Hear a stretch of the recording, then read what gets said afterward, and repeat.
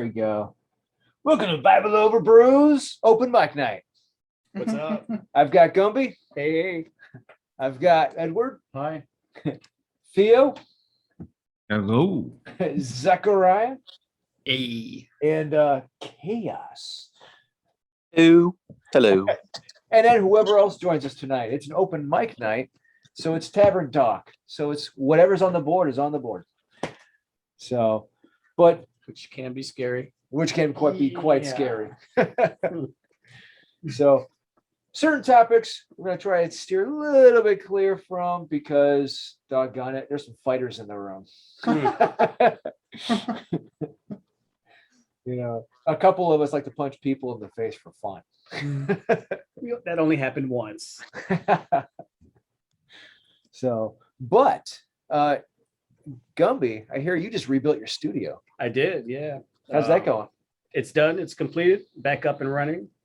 I built my own custom acoustic panels Sweet. with this professional grade, not too expensive type of insulation. So All right. top shape. Cool. Yep. Very cool. Yeah, got some new gear too, but I don't wanna can't share everything. Some Just in things- case the wife is listening. Some things are top secret, Right. which is why I don't tell my wife how much I'm actually spending on my new gear. Yeah. Yeah. But she's gonna watch this and find out. That's right. No, because notice I did not say how much I'm spending on my new gear. Yeah. Not all the kids need to go to college, honey. No. One or two of the smart ones. Right. Oh, how do you decide who the smart ones are? We don't. Darwin does. That's right. Yeah. Oh, The Darwin made me do it. The Darwin made me do it. We're just joking. You know. So Zechariah, you've been up to quite a bit lately. So pray tell.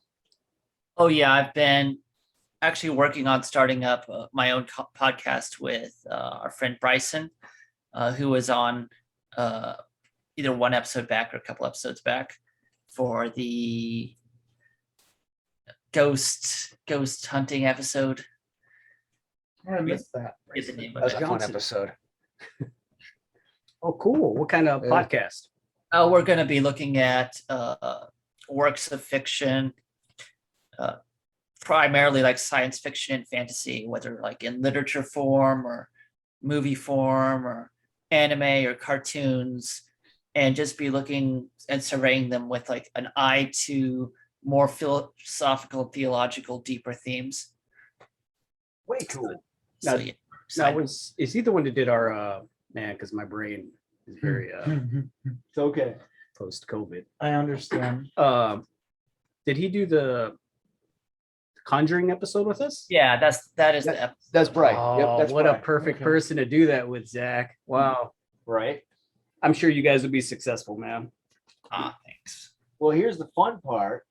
I am planning on us doing a crossover episode with them, so that way we can actually talk about this stuff. Awesome. Yep. You know, maybe, and I'm still debating on what we'll dive into, but I'm thinking something along like Lord of the Rings or something, right? Hmm. So Easy one. yeah, that's exactly. It's a super easy one. So, but that way, you know, we'll have two different podcasts collaborate on something together, you know, and help each other out, build each other out. It's definitely going to be topics that some of your listeners are going to enjoy. Yeah, for sure. I think so. Oh, he did throw me for a loop with the Conjuring one, though. Oh yeah. Yeah, it was definitely not what I expected. In a good way, in a positive way. I just didn't expect it. So, So what did you expect versus what you got?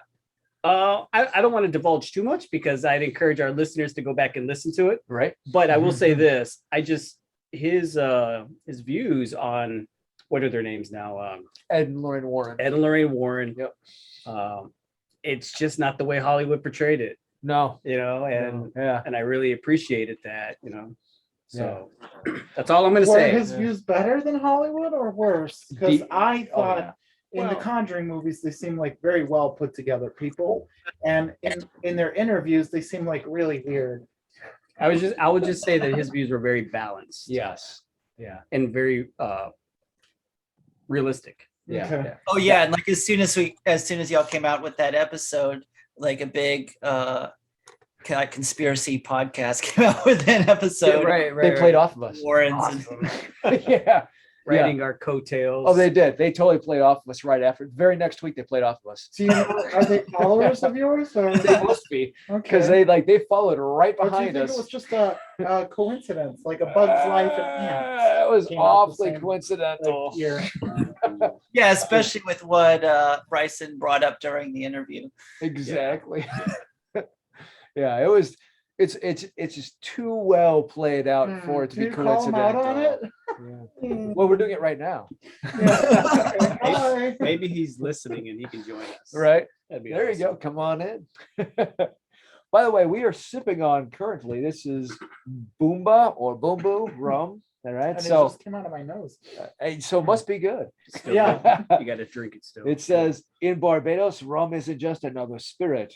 We're the original rum island where rum was first created some 400 years ago. We've spent the last few centuries perfecting the art of distilling and blending our country's most famous export. At a Boomba Rum Company, we handcraft our rums from a blend of the finest sugarcane from across the West Indies. Our rum is exceptionally balanced and smooth without sacrificing the richness and complexity that makes our Barbados distillery rum the world's best, although we're a little biased. Yeah, as I said, the world's best. Well, I really enjoy this rum. I I can will taste the cherries. I will say, dude, this is a beautifully Yes. rich looking rum. I mean, it looks like pure honey Yeah, looking through it. it's not one I would use to mix with anything. I mean, beautiful smell on Yeah, it's on like the an old nose. fashioned without the cherries. Really. Okay. But you can taste the I cherry. can, in I it. can. Yeah. It's good. No, that makes sense. I'm not the greatest at picking out notes, Look but at this cool bottle. sometimes I have to read something that it's in there, and then Yeah. from then on out, that's Yeah, all yeah. I taste. Right. You know, It is. the Wow. power of suggestibility. No, it's high end for sure. It's not cheap. That is good. That is really good. And it has this rich flavor to it. Mhm. Like this tastes like the actual sugar cane itself, like without being refined. Yeah. Because if you've ever had the different sugars, like refined sugar is just sweet, right? That's it, right? Whereas sugar cane has that rich flavor to it, 'cause it still has all the nutrients still Mm. inside of the granules themselves. This tastes like actual sugar cane. Yeah. Yeah. So well done. Good job, Boombo. Man, that is good. That's Boomba. Or Boomba. boom. We don't even Boomba. know. Boom- Boom boo or boomba, boomba. boomba, bamboo. I'm not sure. But, BUMBU. but man, very well done. Yeah. It has the notes are rather complex. I mean, I'm definitely catching the sugar cane. But you're right. I do taste a little bit of like a cherry. Oh yeah. Yeah. And Yeah. the cherries cast. Tasting. world If I just domination. gave you guys this and I didn't tell you that it was rum, more than likely I would venture to say that most people say, "Oh, this is a good bourbon." It's pretty doggone close to Oh, that. interesting. Yeah. Yeah. It's very close to that. I might be one of those people who would have probably thought that. Mhm. Mhm. Hmm. I get that too. It has that deeper complexity to it. Yeah. Yeah. Yeah. Wow. one of my so favorites. good. So good. So Chaos, we know little about you. Is it your real name? Yeah, not super prevalent everywhere. I just kind of stick to Discord. But yeah, I don't know what do you want to know about me? Well, where are you from? Where are you? What's your background? And how'd you get Chaos? Well, all right, I'm from Canada. I went to college for film for about 2 years. Very cool. And yeah, graduated with a film degree. And I'm now looking into, I don't know, other ventures or pursuits. I might do film later on down the line, but I've been focusing on other things right now. So yeah, my background, I guess, with Chaos is I enjoy reading. Like I assume most of us here from a pretty Heiserian background, so I picked that name after being introduced to the concept of chaos comp in ancient literature. And, I was just really enamored with that kind of mythology, and I just went with it. Awesome. That's fun. Oh, yeah. I love the chaos comps motifs and how it's very prevalent across all of the ancient theologies, right? Canaanite and Sumerian. But I am seeing a couple of eyes, questioning eyes. Yeah. Please explain chaos comp for those who are curious. So, chaos comp is a mythological motif that has its roots in Indo-European mythology and made its way into the ancient Near East. It can be defined as a figure, a divine figure, usually a storm god, fighting against a chaotic enemy, usually another god or cosmic force that takes the form of serpents or dragons. And it is the whole purpose of chaos comp is the establishment of order through the advent of the storm god. And it's usually you find it appear in a number of places in Semitic mythology. The prime figure who plays out the chaos comp motif is Baal, and he is locked in a conflict with both Yam, the sea god, and Mot, who is the god of death.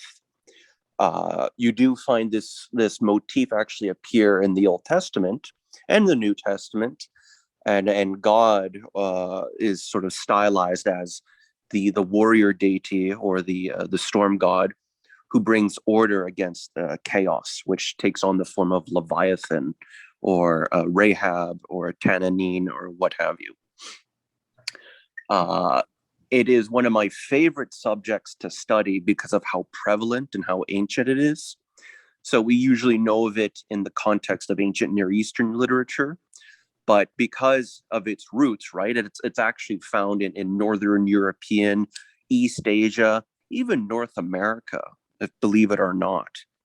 It is so ancient and just so fascinating that I just couldn't help but kind of style myself after that. So like Order from chaos. I've Right. heard that once or twice. so Absolutely. yeah, like you wouldn't expect like Thor to have anything in common with Jesus, right? Right.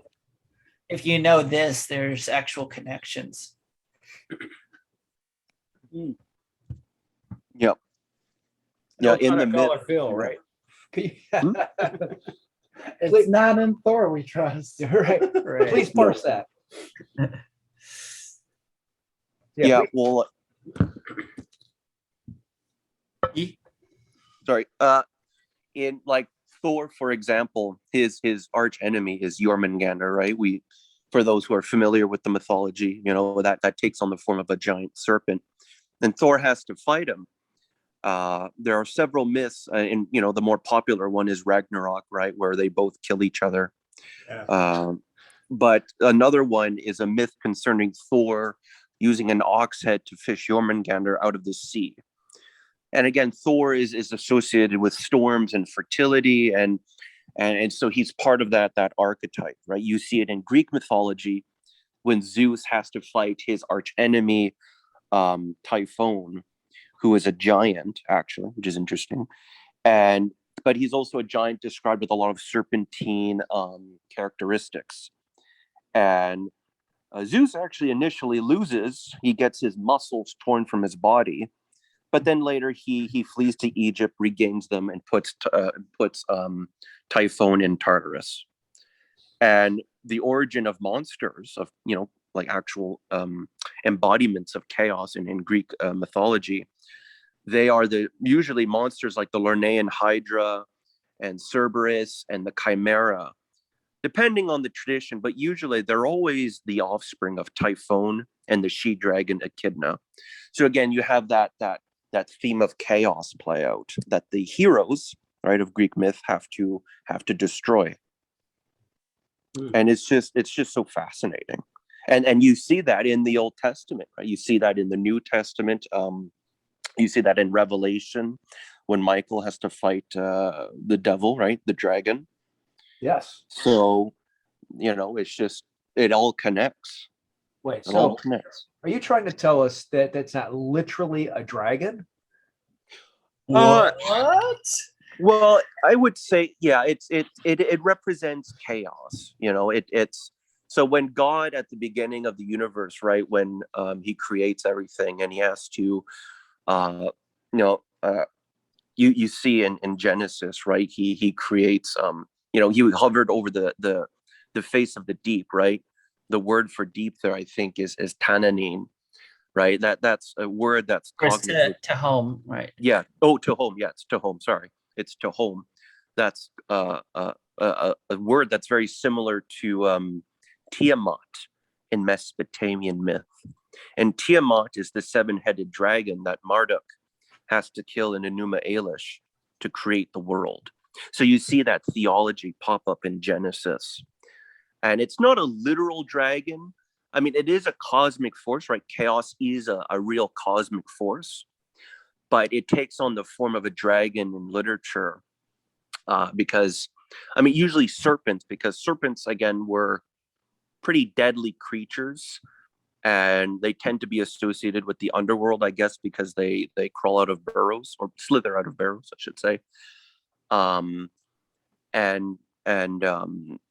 so yeah, God has to create the world out of chaos, not literally out of dragon parts. We're not walking on a dead dragon here, but we are walking on an earth that was made out of chaos. And where else do we see serpents? In Genesis. Oh yes, Genesis 3. Yes, the serpent that talked with Adam and Eve, or Eve primarily. Well, and it seems to be a philosophy too, order out of chaos, that people still adhere to politically. And we don't have to go down any road, but Yeah. in order to achieve certain orders in the world, we need chaos Yeah. to get it, right?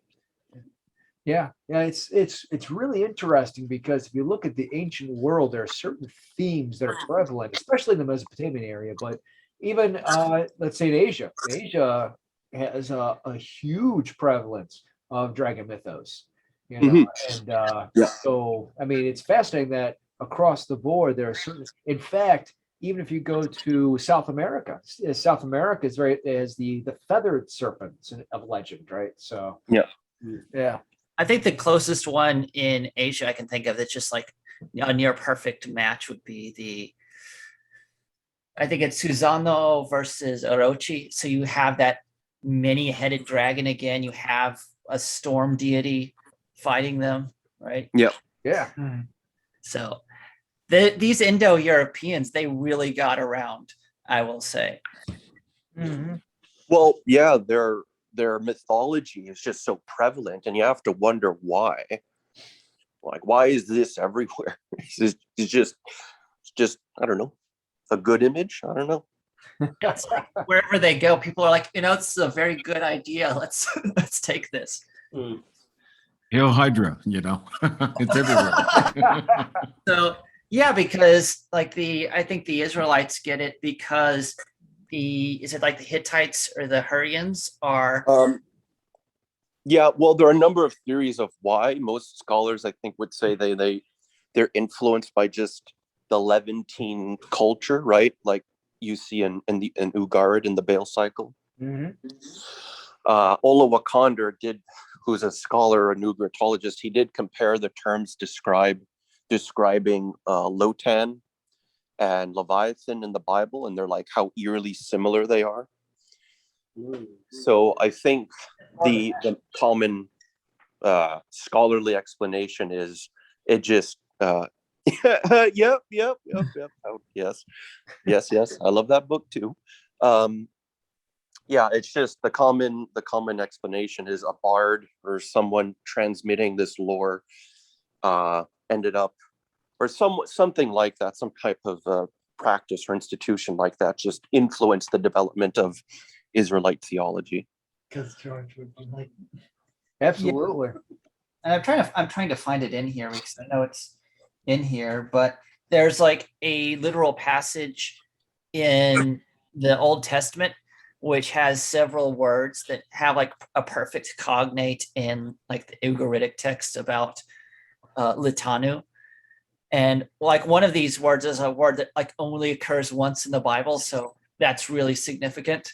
what does Yeah. it mean? This word only occurs once. It occurs here, and it's also a perfect cognate along with a couple others in that same verse with this one text from Ugarit. So Yeah, I think it's twisting or fleeing serpent to describe Leviathan. And that ends up in the Ugaritic corpus, and it's a very rare term. So, yeah, It's fascinating. I'm Yes. gonna Yeah. name my kid that. Now I'm gonna have to read. Isaiah 27:1. Now I'm gonna have to read the Bible. Yeah, I know. Isaiah 27:1 is the verse I think you're talking about. What's the word again? as like twisting or coiling. What's the actual word? What's the name of it? I'm trying to find it. So I'm like in Ugaritic, the word is, I was just there a second ago. It is something like BRAH. The word for the dragon is LTN because Hebrew doesn't have any vowels, Right. so it just is that, and we can add in the vowels afterwards. Kind of echoing. I think that's UCAS. Yep. So in Ugaritic, it's pronounced like Litan or Litanu, but in Hebrew, the vowels are different, but the consonants are the same. It's still LTN.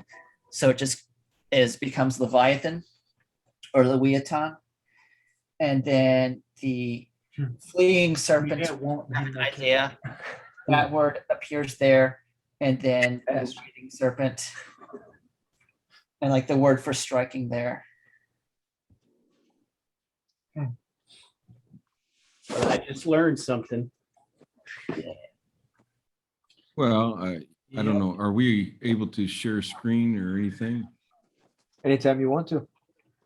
Okay, just a Like, yeah. second. I'll You And know, by the pull that way, real quick. the one talking is Dr. Theo. Yeah. How's it going? Wonderful. Trying to see how I can do this, share the screen and maybe explain some of this. So this is, it's been a while since I've done this. oh, like you already have the the presentation up here. Yeah, I'm just going to show you. So this is Isaiah 27:1, and I thought crew would appreciate this. Theo is the real deal, man. Mm-hmm. The translation we have here. So on that day, the Lord will punish his sword that is great, I love strong, that the translation. Leviathan, the fleeing servant, the Leviathan coiled serpent. So there it is in Isaiah 27:1, but it connects also back to Genesis. So 1:21.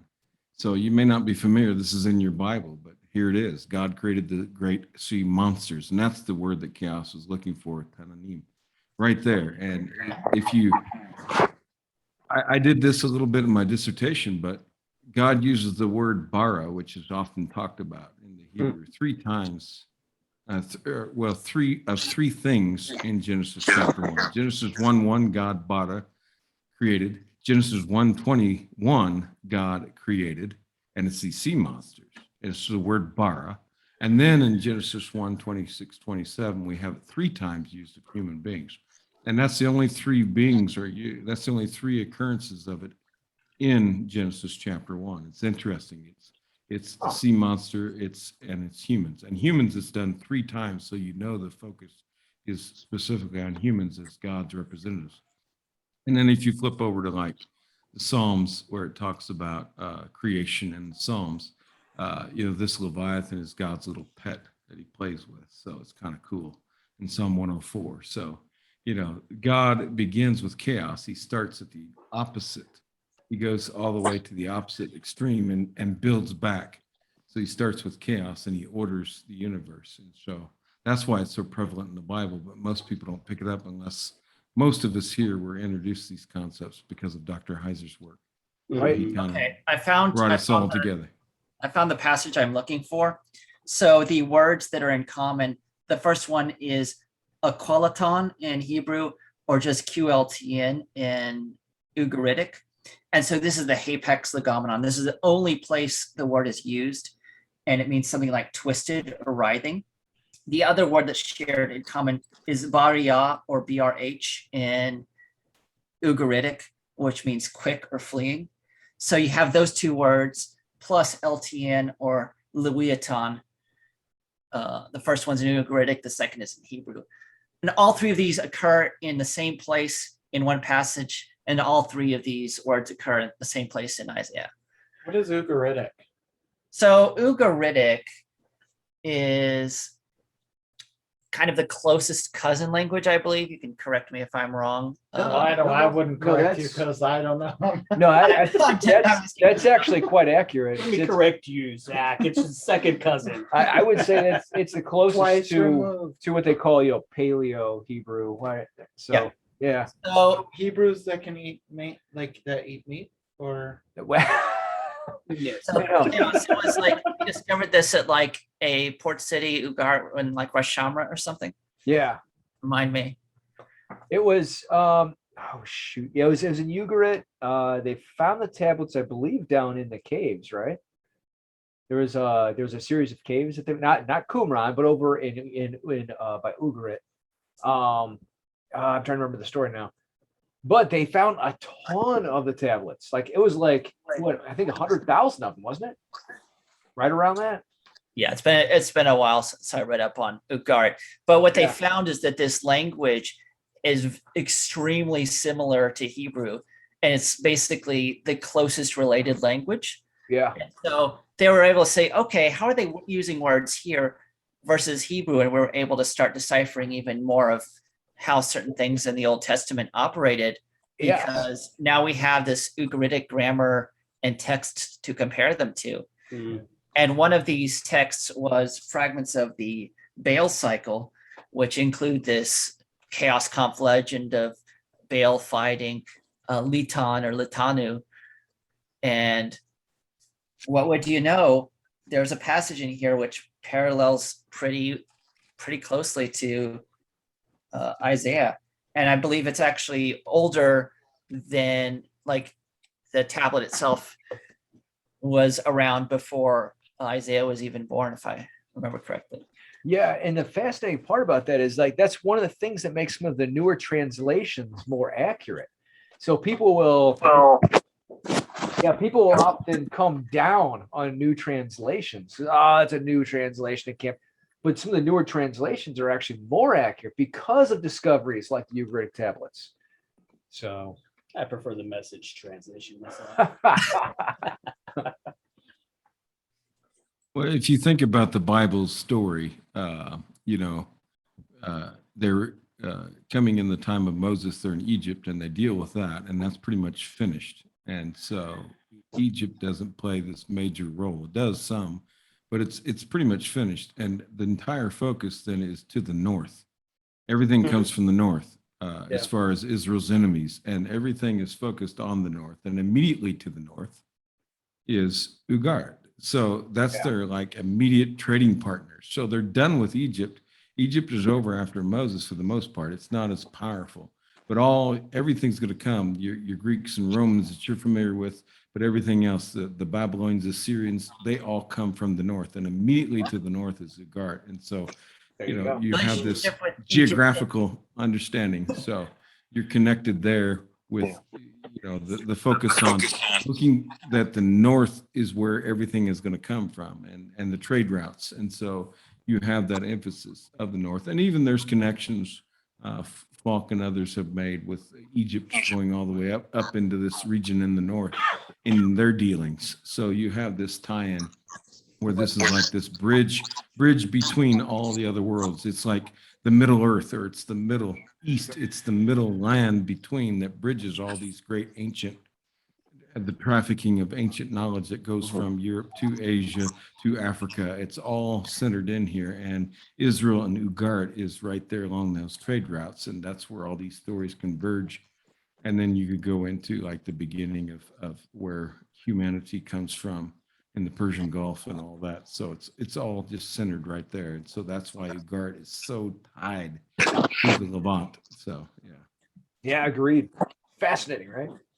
Yeah, Mhm. but I believe some people might try to misuse this and say that the Bible is stealing from this, the Baal cycle, for instance. Going back to Oligocondra, I believe he said something about that chaos. Do you remember?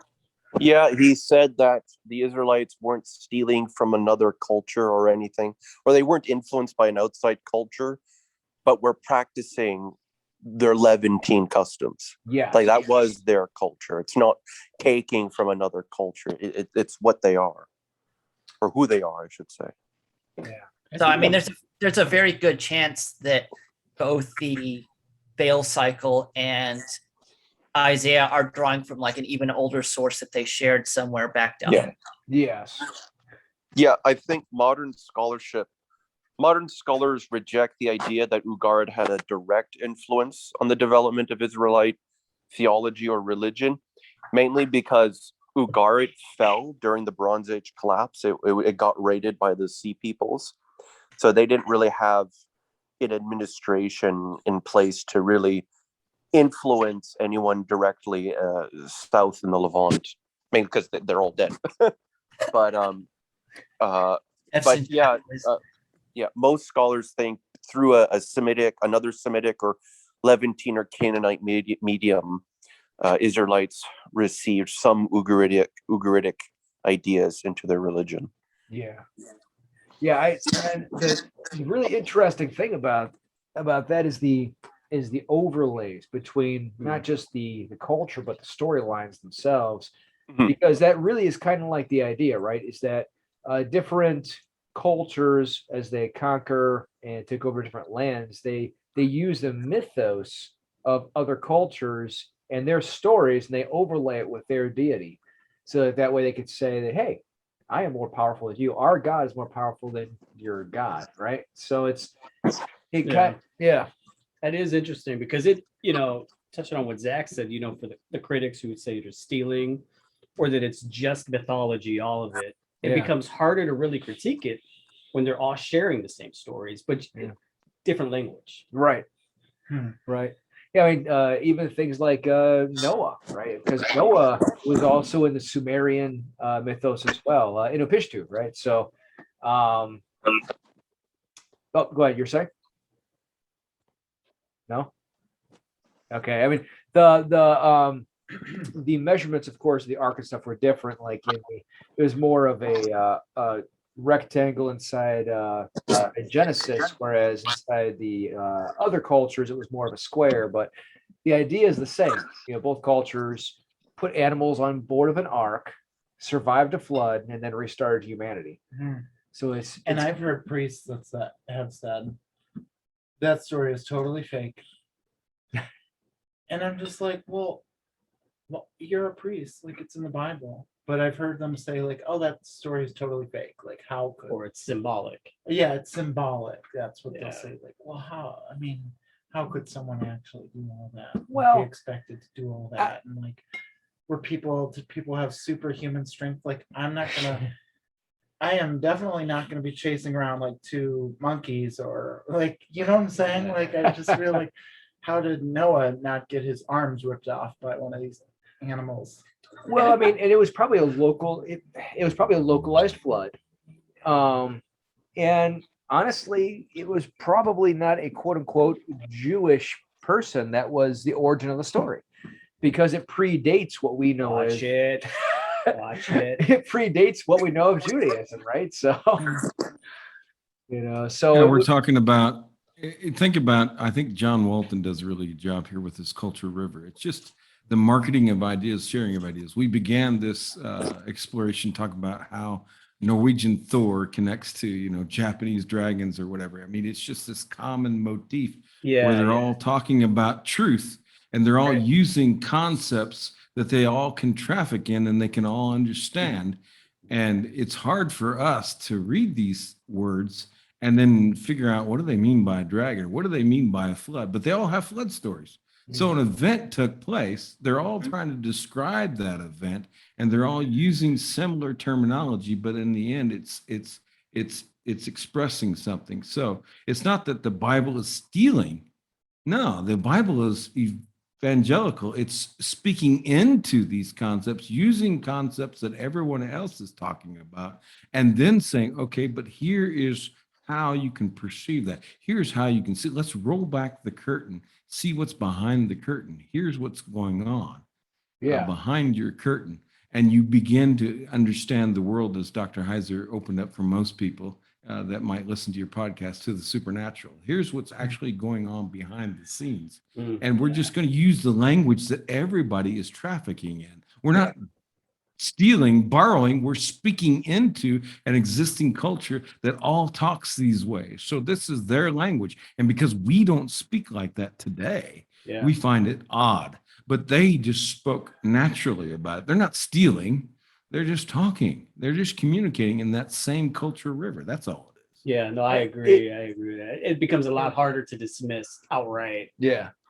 It wouldn't be unlike us likening a Christ figure to, say, Neo from the Matrix or Superman from DC Comics, right? So it's taking common things that we understand and then likening them to something that somebody else will understand. It's using common mythos to explain something. So Yeah, speaking of these kind of common themes that we can track, I believe you're doing a lot working on themes like giants, following some of these similar trails, Chaos, right? Yes. Now that is something that has caught my attention. I won't reveal too much because I do want to write a paper on it one day. You don't want someone to steal your marks there. No, I don't want anyone to steal my marks. They're mine. My discovery. But I am working on, so I think with the giants, right? I assume you're all familiar somewhat with the Nephilim. absolutely. Okay. We've had both Dr. Heiser and Brian Goodell on multiple times. All right. Yeah. Awesome. So we're talking about the Nephilims and Woozles, right? In Winnie the Pooh, man. No. Oh, okay. No, I know about them. No. So with regards to the Nephilim, I think their reach into mythology, right, surrounding mythology, well, not just surrounding, but even cross-culturally, international, whatever. I think they go way deeper than I think what Heiser or others present them as. I know Heiser's big into promoting Amar Honest's view on the origins of the Watchers and Second Temple Jewish theology. But I would agree with his assessment, but I think they go a lot deeper than just Mesopotamian isms arriving in Israelite religion. I think it's a lot broader, and I think it's a subset of the chaos conf motif you find in Indo-European mythology. Yes. So that's interesting. I'll add to that a little bit. I have something to go along with that, but because it's going to add on to this. But go ahead.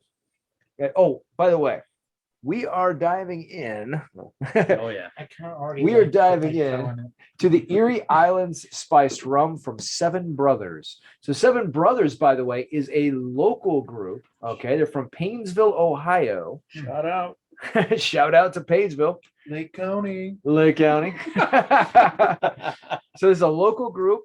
Seven Brothers make a very good spiced rum, among other rums. Okay, I chose this one because we're going spiced rum to spiced rum. All right, so anyways, it's a comparative analysis showdown. All right, so, cheers. Cheers, Red. Now the nose.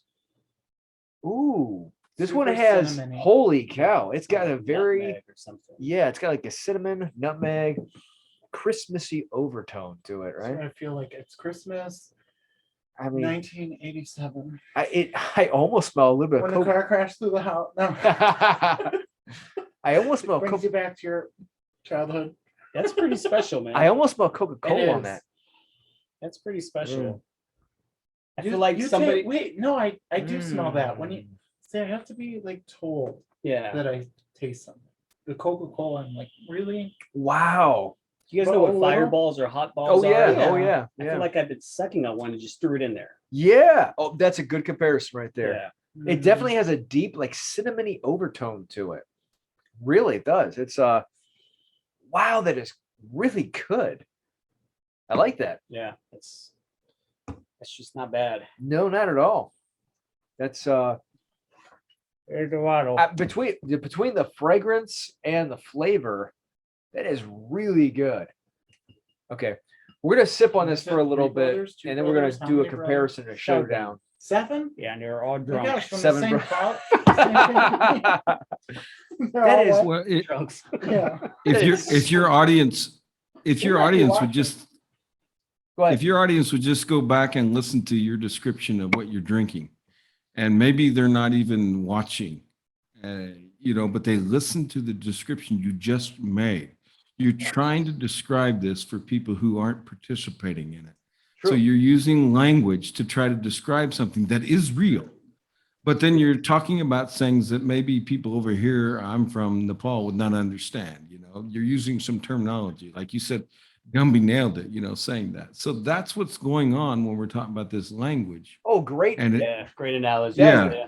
We're trying to describe things Great segue. to people in our cultures. We're trying to Painting a speak to picture. that. And You're so, an artist. giants and dragons and that's what Chaos Conf is getting into. He's trying to unravel a motif that most people do not see because we're so separated from that culture. We're so thousands of years later. And I just love listening to you describe that drink and how you used all these words and how you're trying to let us know, because I'm not drinking it. I'm sitting halfway around the world. It's Right. 6 a.m. in the morning here. So and I'm enjoying it. And then Good listening morning. to Chaos, he's describing something that you're unfamiliar with.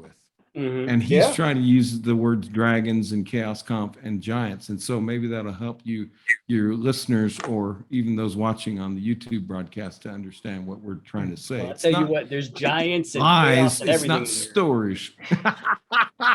That is a great analogy right there. Yeah. And for those who don't know what we're smoking cigars. These are Macanudos. So these are Macanudos. I believe these are gold label. So nice smooth draw. Very good. Yeah. These are not cheap. Yeah, the Macanudos are a good cigar.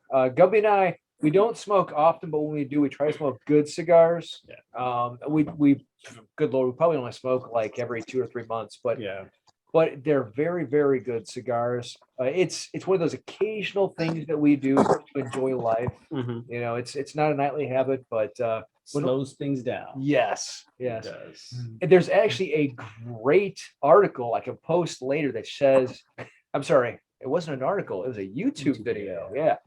From somebody going over the health benefits of having a cigar. And it has to do with slowing your life down to enjoy it. And it actually creates a positive atmosphere and a positive, I'd say atmosphere in your life.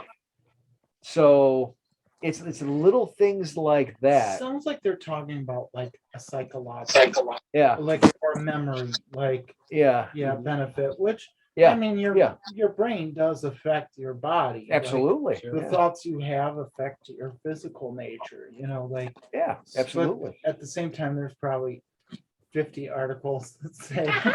Well, the thing is that if you can slow down, and we're not talking about nightly habits. But I okay? hear you. We don't drink rum every night. Okay. We don't smoke cigars every night. It's those occasional things, everything in moderation. And it does create a positive atmosphere. Okay, Don't kill my moment. that lets you enjoy life. And This is beneficial. it's the enjoyment of life that lets you enjoy life. And it's the positive atmosphere Yeah. that creates a longer, healthier life.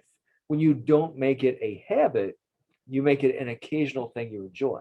Yeah. True. There Yeah. are some people who wouldn't be able to say, I'm not going to make this a habit. Well, for those Okay. people, that's That's- something else. Then you got But, try but no, one I, of these, I hear what you're obviously. saying, because we never know the length of our life. Yeah. We never know what's gonna happen in our life. We could all die tonight. So, Yeah. I don't smoke, but like You shouldn't. there's some times where I'm like, Wait. no, whatever. I'm like, I you would know, smoke who one of knows? these on my runs that I go on for 3 to 4 miles. Yeah. And the cool thing about On a the run cigar. while you're running. Yeah, absolutely. No. Kidding. Joking. No. Yeah, we don't endorse smoking. No, we do Not at not all. endorse smoking. But Unless it's a background. again, cigars, if you don't know, cigars you do not inhale. They do not go in your lungs. You do not inhale them. That's what Bill Clinton's. I mean, Oh, I We will. can't. I will say there's a lot of This sensitive. is why you haven't seen me for months. I don't want to talk politics. that was a jab. I I will know, say there you're fine. is a lot of centenarians that are cigar smokers. So I'll put that out there. I mean, come on, So- with good bourbon, with good friends, good discussion. Mhm. That's what I'm talking about. Yeah. Yeah. So don't make it a habit, but for an occasional thing, it's fun. So yeah. All right, back to allegory. I was just going to add this one thing real quick. Yep. You know, this is the first time we've done cigars that I've been on the thing, but it's worth it because Chaos talking about giants deserves cigars and rum. So yeah, let's go. There we go. And that's here's the funny thing is that what led me over to Heiser, believe it or not, was who? Hey. Yeah, during our early Bible studies. Oh, Mother Teresa. oh, Before I was even Catholic. This whole thing is over my head. So Yeah, I'm it was- just kinda it was- over here like It was mm. oh, Chuck Missler. Chuck Missler, yeah. Uh, So it's kind of funny because Rest in peace, brother. rest in peace. So Chuck Missler, huge evangelical who runs a whole institute or ran, sorry, a whole institute, was very prevalent, brought a lot of people over to deeper thinking, Mhm. okay, because he was not afraid to dive into things like the giants and the Nephilim and stuff like that. He may have taken some things too far, but but he brought a lot of us over to the deeper thinking. And then that in searches led us to Dr. Heiser, and Dr. Heiser led us to other people as well. Yeah. Ultimately, it's kind of funny because all of these people led me to being Catholic. Yeah, it's a journey. It's So- awesome. It's amazing. Yeah. All right, Theo, go ahead. Unpack that. No, I was going to let Chaos go on with it. I just wanted Oh, okay, I him to thought you had continue something else. his last thought. No, I was just saying that this is deserving of this kind of, because it's not every day you get this kind of information. Well, I'm definitely Really interested in good what stuff. Chaos has to say about Giants, but I don't want to have him unveil too much. Just what you're willing to share. Yeah, without Yeah. spoilers. There is a lot to go over. And yeah, I have to look into the scholarship a bit more, but needless to say, I think I found a very interesting pattern that relates to the Nephilim that I think most people, not even Heiser, I think, has noticed. And yeah, it's something I want to bring to light, but I cannot speak more than that. On more than that, I'm sorry. Well, I'll tell you this: when we are off camera, shoot me a message. If you don't have my information, Zechariah can get it to you. We have a huge library that we've been accumulating in the background. Yep. I mean, Zechariah, I think we have. Oh, good Lord, was it 6,000 or 7,000 documents in there now? So, so we're compiling a huge library right now where we can all pull from. Let's see, So, I'm trying to think of other giant. Douglas Hamp. Are you familiar with Douglas Hamp? not his new stuff. Corrupting the image, I believe. Yeah. The bloodline of Christ. Yeah. Which, but by the way, I love Doug Hamp. We're friends. He's actually a really good guy. We disagree on some things, but he actually is a good guy. To this day, he You and I. guys are so brutal. To To this day, Talk about order from chaos. Man. Wow. to this day, you know what? At some point, I will have Doug Hamp on our podcast. That'd be with us. awesome. Yeah, Yeah. because he actually is a really good guy. We disagree on a lot of things, but I will tell you this: I love his research because he does his own research, and he's actually a really good guy. Yeah. We differentiate in the modern age, but most of the ancient stuff we agree on. And I would love to have him on soon. So He's basically, fun. the in a nutshell, and this is where I'm wondering if you're familiar, if it's kind of where you don't want to go into or not, but the seed of the Nephilim, it was all about corrupting the bloodline of Christ. Are you familiar with that? Yeah, I'm familiar with that. Okay. I'm very familiar with it. Back, Okay. when like before Heiser, a lot of the Middle Earthers were pretty big into that as well. Well said. I don't deny that theory or that it's a possibility, but I think, like, I tend not to view Nephilim as like a genetic corruption, because I think, like, obviously what the Watchers did was wrong, but I think the sin of the Nephilim, so to speak, or the problem of Nephilim is more so their pride and their arrogance and just their cruelty, not so much of it being a genetic corruption. Like, I think even if Jesus was like 1/1,000,000th of a Nephilim, I don't think he would be corrupt or evil or anything. I don't think that's the purpose of the Nephilim. Yeah, I mean, So- and even if we look at Jesus' genealogy, right, we get some weird things show up. For example, people who seem to be associated more with certain things that connect back to like the Enoch narrative and the Sin of the Watchers. For instance, Jericho is one of the cities that's like under Harem in the Old Testament, and we have someone from that city shows up in the genealogy of Jesus. So Yeah. that really leads to some questions like, is Jesus actually related to the Nephilim in some distant sense? So I don't know.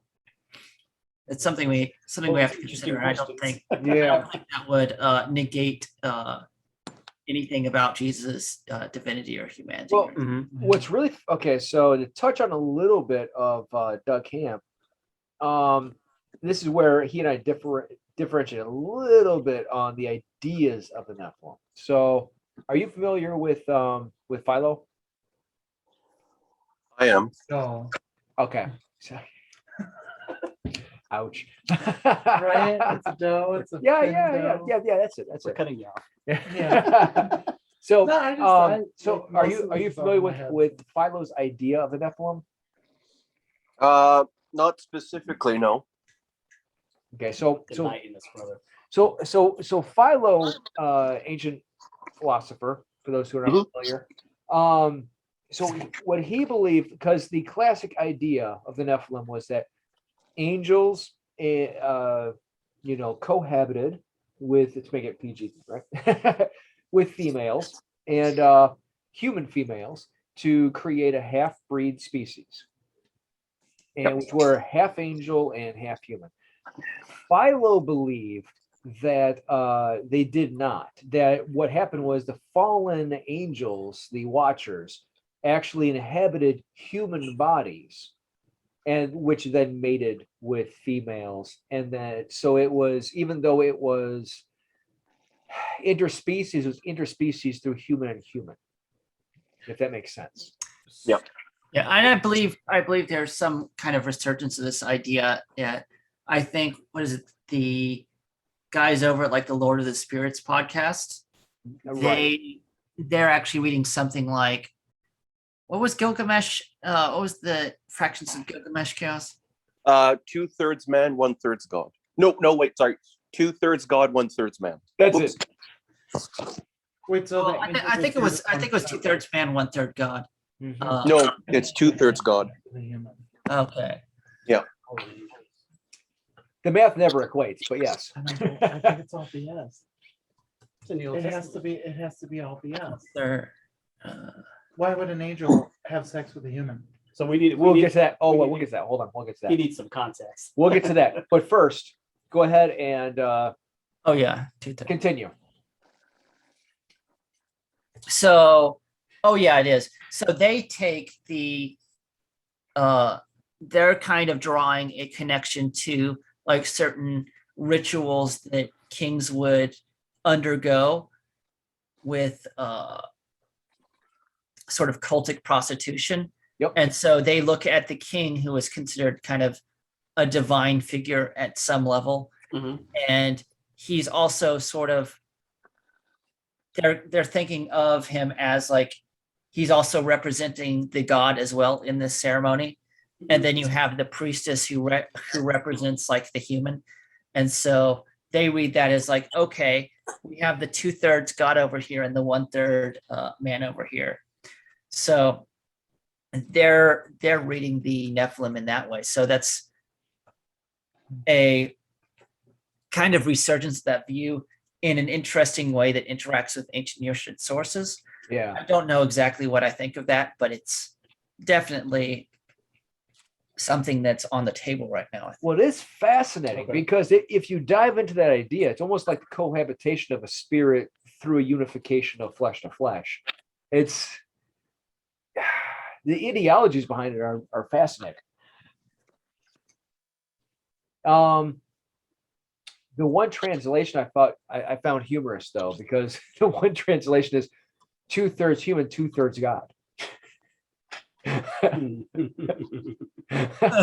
That's too many. That's too that's too many thirds. No, I Too know. many thirds, I but- know, but that's Jesus was literally so. fully If you go divine to and one fully of the human, one of the too. translations is 2/3 human, Maybe 2/3 there's God. space for that many thirds. That is one too many thirds. I laughed when I read it. So Ed's not on board with the whole story. Okay, So Edward, we want to hear your explanation of why you're not on board. I have no explanation. Well, with It's the- just that I'm not like super familiar. Well, yeah, he well, just with needs more not on board context. with what? Like, I don't feel like an angel Okay, would have relations with a human being. Have you heard of the Unless story? it was like a no. Okay. So- No, so I guess that's where we need to start. Yeah, yeah, so no, yeah. so you have kind of like so I feel like I'm watching Nova. No, and no. This is taking me back to a time when I would just fall asleep. Like, no, he's no, like, you guys no. watch too much Netflix. no, so man." that actually is a legitimate Yeah. viewpoint. So that would be what's called an Augustinian viewpoint, because Augustine believed that it was a reference to ancient kings. That is where you get the Sethite view. Wait, and and I have an Augustinian viewpoint? you do. No one's ever said that to me before. Well, Well, thank you. you do. Drink up, my friend. You've earned that. Augustinian. Yeah, okay. So yeah, So- I think there are multiple ways to look at that. For instance, the one which is like, okay, they're primarily trying to purposefully do corrupting things to humans. Mhm. So in that case, it's not so much their desire for humans as much as them messing around with humans because they don't like them. And if they're trying, sorry to interrupt, if they're trying to purposely corrupt human beings, then they're not a true angel, right? Right. Wouldn't they be a fallen, like a They demon? Like I Well, they're believe not- that a fallen angel would be a Well, demon. no, because a demon. All right, let's unpack all of this. Yeah, he So- needs a little bit more context. Yeah, He's so- never heard of this. Well, Well, yeah, I feel like I'm no. representative Yeah, of a yeah, lot of yeah, your yeah. viewers who are gonna be like, WTF, like what are you talking about? Either they've tuned out by now or they're feeling like So I So identify. can I with the guy in the get corner this who one knows because nothing." I think I know where you're going to go, and then I think I'm going to push back immediately on it and make it. Zechariah, go ahead. Okay, Let's turn into a So- fun episode. the term demon actually comes from the Greek, which is like daimon, which is kind of just means like a supernatural being. Right. So technically speaking, if you talking to a Greek person, they might just categorize angels as daimons.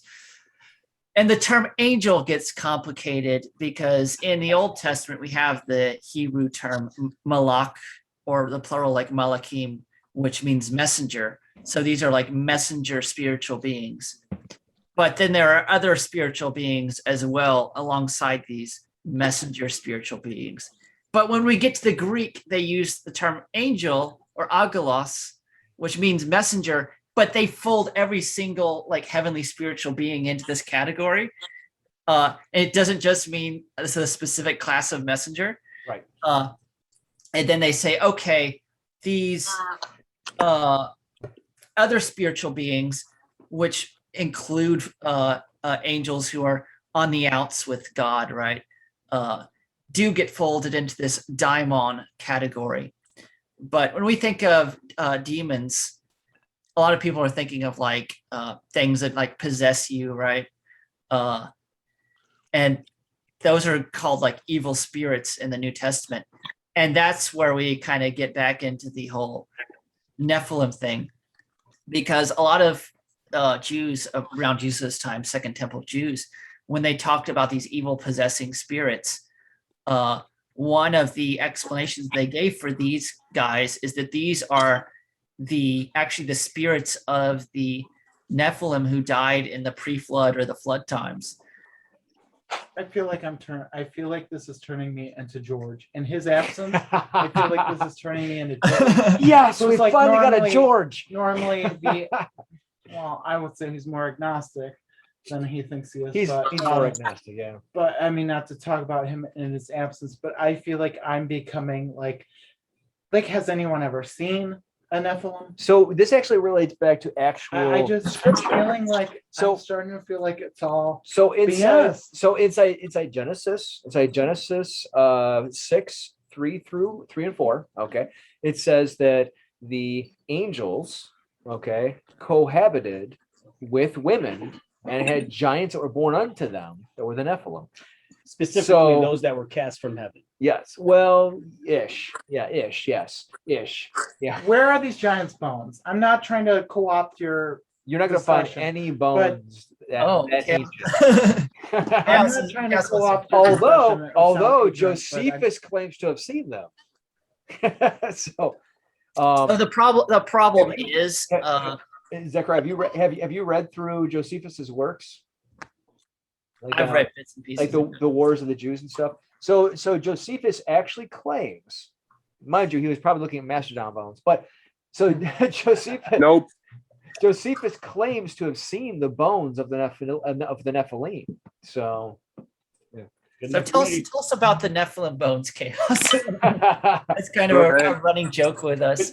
But to bring everything back for Edward, that's where, we're not just talking pulling out of our giants. butts. We're not just pulling giants out of nowhere. Yeah. This is where the line comes from. Yeah. The fallen angels, right? The Nephilim cohabitated with earthly women Yeah. and created a giant race. And it's actually in Genesis, Numbers, and Deuteronomy. So it's actually in books of the Bible. But there's a question as to how giant we're talking about here, right. Yes. Right. because some of the numbers we're actually getting are probably very similar to like some really tall basketball players we Yep. have now. Right. I was gonna say NBA Yeah. players, yeah. In the Hebrew, they'd be like closer to 9 feet. So the Greek is more like what, 6.5 feet, right? So No, it's in the Dead Sea Scroll. Well, yeah, in the Septuagint and the Dead Sea Scrolls. Yeah. yeah. So the I swear, back when they Masoretic didn't text know is the this one that stuff. has the weird thing. But yeah, so we're talking about people like Goliath here because we have the giant clans in Joshua, and he isn't able to kill them all, but some of them lead to like Gath, which is where the Philistines end up, and Goliath is from Gath. So David and his boys basically take care of the last of these guys. And the problem with the whole bones thing is it is actually very hard to get preserved bones. Ever. Yeah. So usually what we have to have is like mummification or a specific situation where things get fossilized, Right. which is actually pretty rare.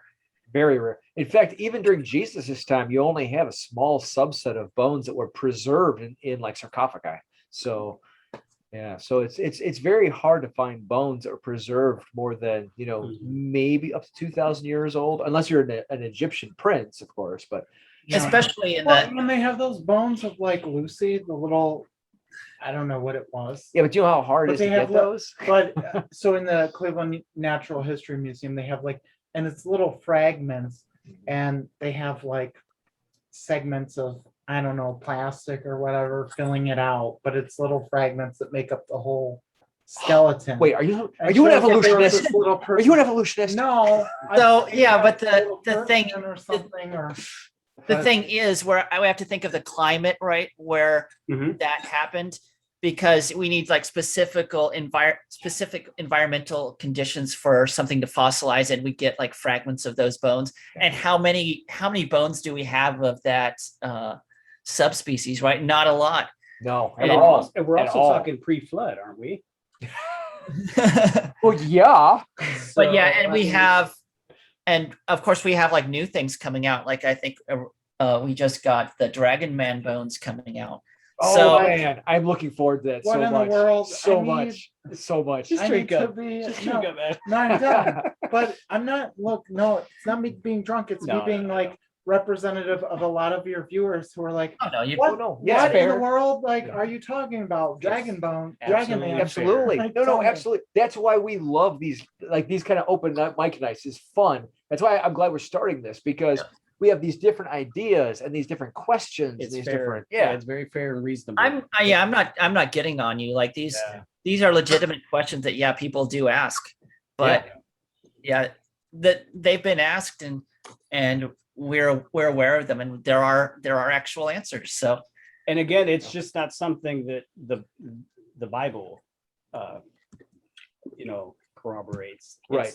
It's again, we had different other cultures that.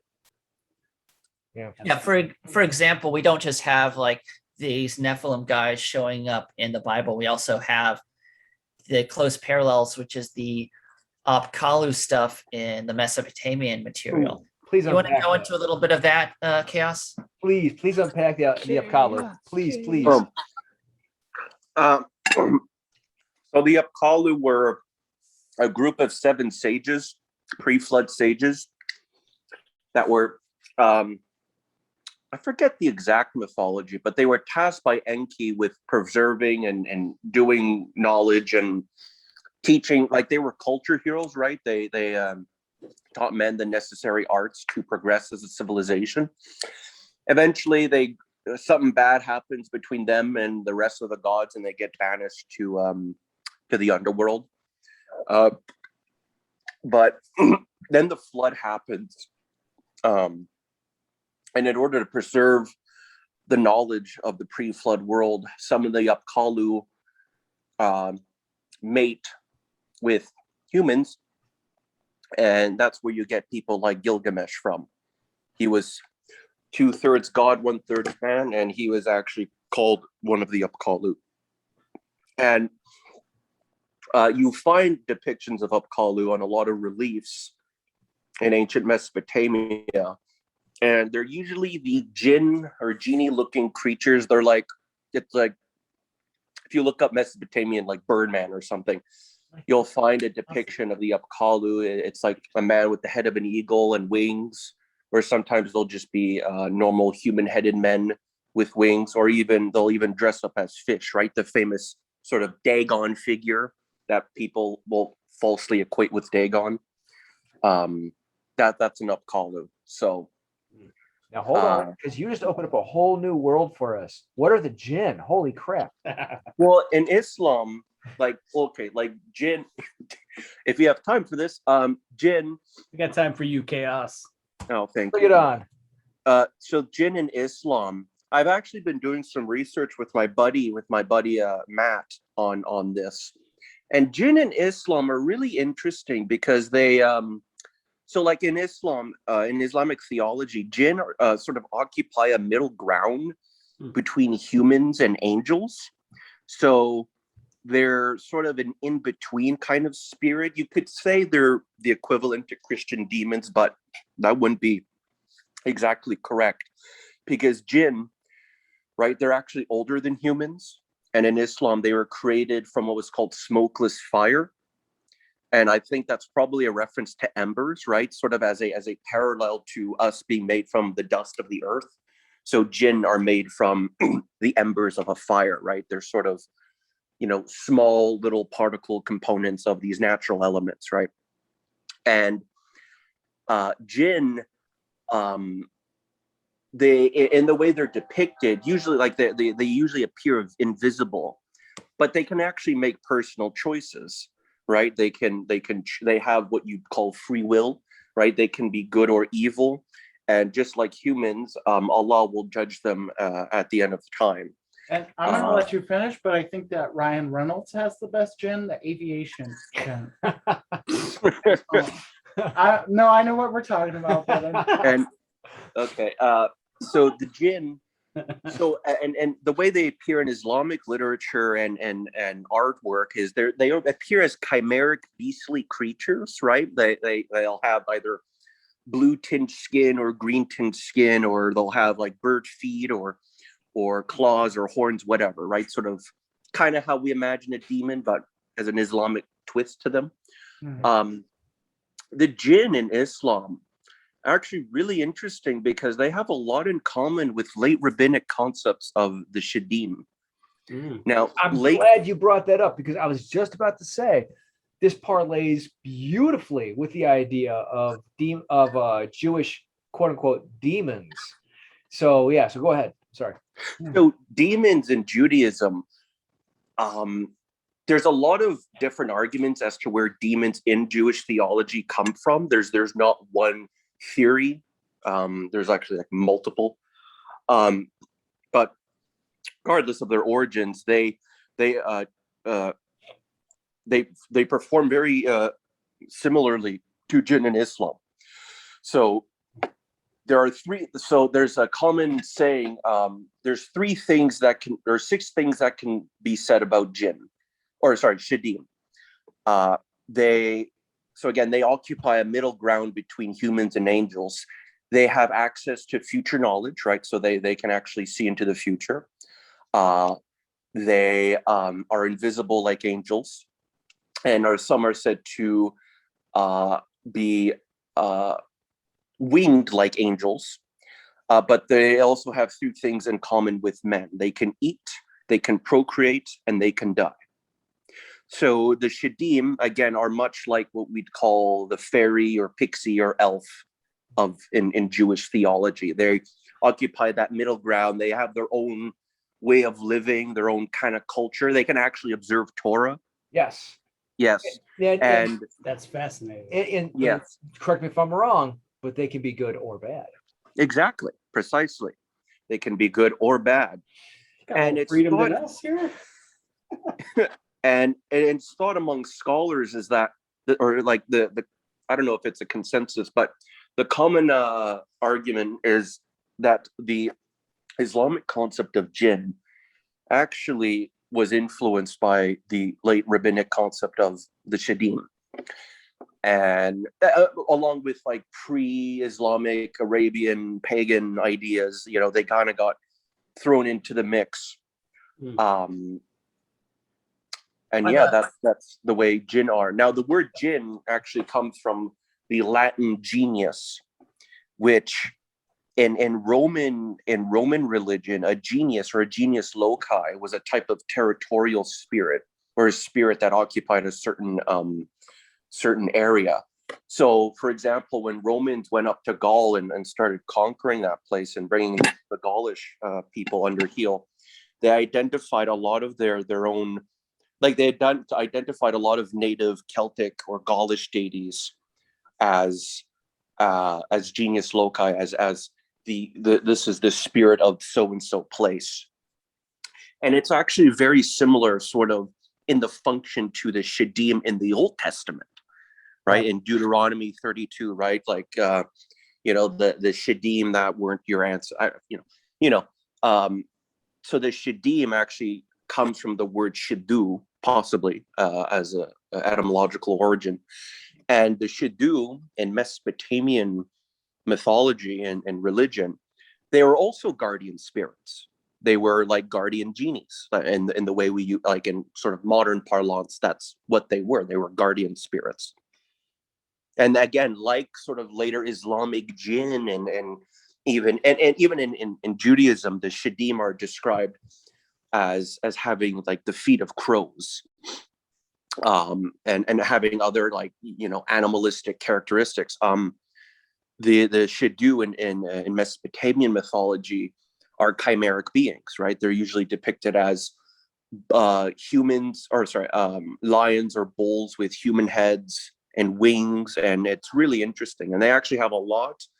They have there's a lot of overlap between them and griffins and manticores and other chimeras that you see, even actually in Greek mythology, like the chimera and the griffin, they come from ancient Near Eastern sources, right? And specifically the chimera in Greek mythology, which was a giant monster, a lion with the head of a goat and the tail of a snake, and it could breathe fire. Again, it was also the child of Typhon and Echidna, right? And it was slain by Bellerophon, the hero. The chimera is actually has its origins in Syro-Hittite depictions of the griffin creature or the chimera creature that guards locations. So Nicholas Wyatt, who's a prominent Ugritologist, and where Heiser gets a lot of his theories on Elohim from, he actually wrote a paper identifying. Now, you can disagree with this if you want, but he actually wrote a paper identifying the cherubim in the Bible, who again are actually associated with the Shidu or the Shadim, as griffins, because they have that chimeric. Wait, like you said, like a cherubim Yeah, would be like the cherub. He argues instead of a Mesopotamian origin for these figures, they're more Egyptological, and they might be more in reference to griffins, which explains why there's cherubim on the Ark of the Covenant. So right. So the geniuses don't occupy the bar at Apple Studio, because I've seen geniuses at the Apple bar. Oh yeah, you're not an Apple person at all. That's By the way, to anyone who's missing this, the kind of modern etymological corruption of the word jinn is genie. So if you've seen Aladdin, that's what that dude is. Yeah. Oh, it's not gin rummy like my grandparents, gin rummy, the cards. Oh, okay. interesting. So, I would have If never. they're But a you know, genius that's bar, Interesting. if they're in a genius bar, they're evil. Even if we are faster. But that just triggered something in my mind, Chaos. You know how Islamic tradition claims like Satan or Iblis is actually a jinn as opposed to an angel? And we have like this divine rebel figure in the Bible is actually stated to be a guardian cherub, right? Yeah. As opposed to one of the other divine things. That would be interesting then. Yeah, good point. Like Iblis or Satan in Islam is a bit of a confusion because at some points he's called an angel, but in other he's like he's described as being part of the heavenly host. But since angels in Islam do not have free will, they can't go out and disobey God, right? They're almost like extensions of God himself, right? So if an angel does something, it's doing it because Allah is making it doing it. Which is actually how angels are described in rabbinic Judaism as well. They don't have free will. Well, as far as titles go, it's not too much different than, say, Ha-Satan, right? Because in the Old Testament, you have good Ha-Satan, and then you also have bad Ha-Satan. So as far as titles go, it's not too different. Yeah. Yeah. So I guess real quick, before we continue, because this is a good conversation. Before we continue, we are switching over to Kentucky Vanilla Barrel Cream. It's a perfect blend of vanilla bourbon notes. Make this an ale irresistible. Kentucky Vanilla Bourbon Ale is our take on a classic American style of beer. We took a cold conditioned cream ale with a hint of flake corn and bourbon vanilla beans and aged it in a freshly decanted bourbon barrel for at least 6 weeks. Kentucky Vanilla Bourbon Cream Ale's medium body and 5.5% alcohol by volume make it the perfect barrel-aged beer for an event such as this. Anything aged in bourbon barrels is delicious. Oh man. So when you go to, by the way, a perfect pour, you tilt the glass to 45 as you pour it. Then as you approach halfway, you tilt it so it pours down into the beer, releasing the CO2, and the head itself then contains the flavor. Well, would you look at that? Mind blown. So Mind just blown. just so you understand, that's the perfect way to pour any beer. if you drink directly from the bottle or the can the whole time, you ingest too much CO2, which often leads to stomach aches. Oh, no. Yeah, there you go. The more you know. Okay, The more you know. go ahead, Chaos. Um, Hasatan. Oh my right. lord. Yeah, no, Woo! no, that's a good So good. point. The difference is, I guess, for us is we can actually concede the idea of angels or divine beings being a little uppity and detached from God, so to speak. So I guess that is a difference in angelology for us between Islam and or between us and Islam and Judaism. Yeah. So, but yeah, no, you see like obvious similarities, and it's just interesting how everything connects. It all connects. It Yeah, all that's true. connects. And Edward, what I think might help you, because you mentioned Netflix earlier, just watch Supernatural. Good lord. Or evil. I don't think But that they would help cover- me. Yeah. Supernatural covers all these No. mythological lores. They do. They cover the Nephilim. They actually cover do a good job. Leviathan. They Yeah. cover They do a good job. Jinn.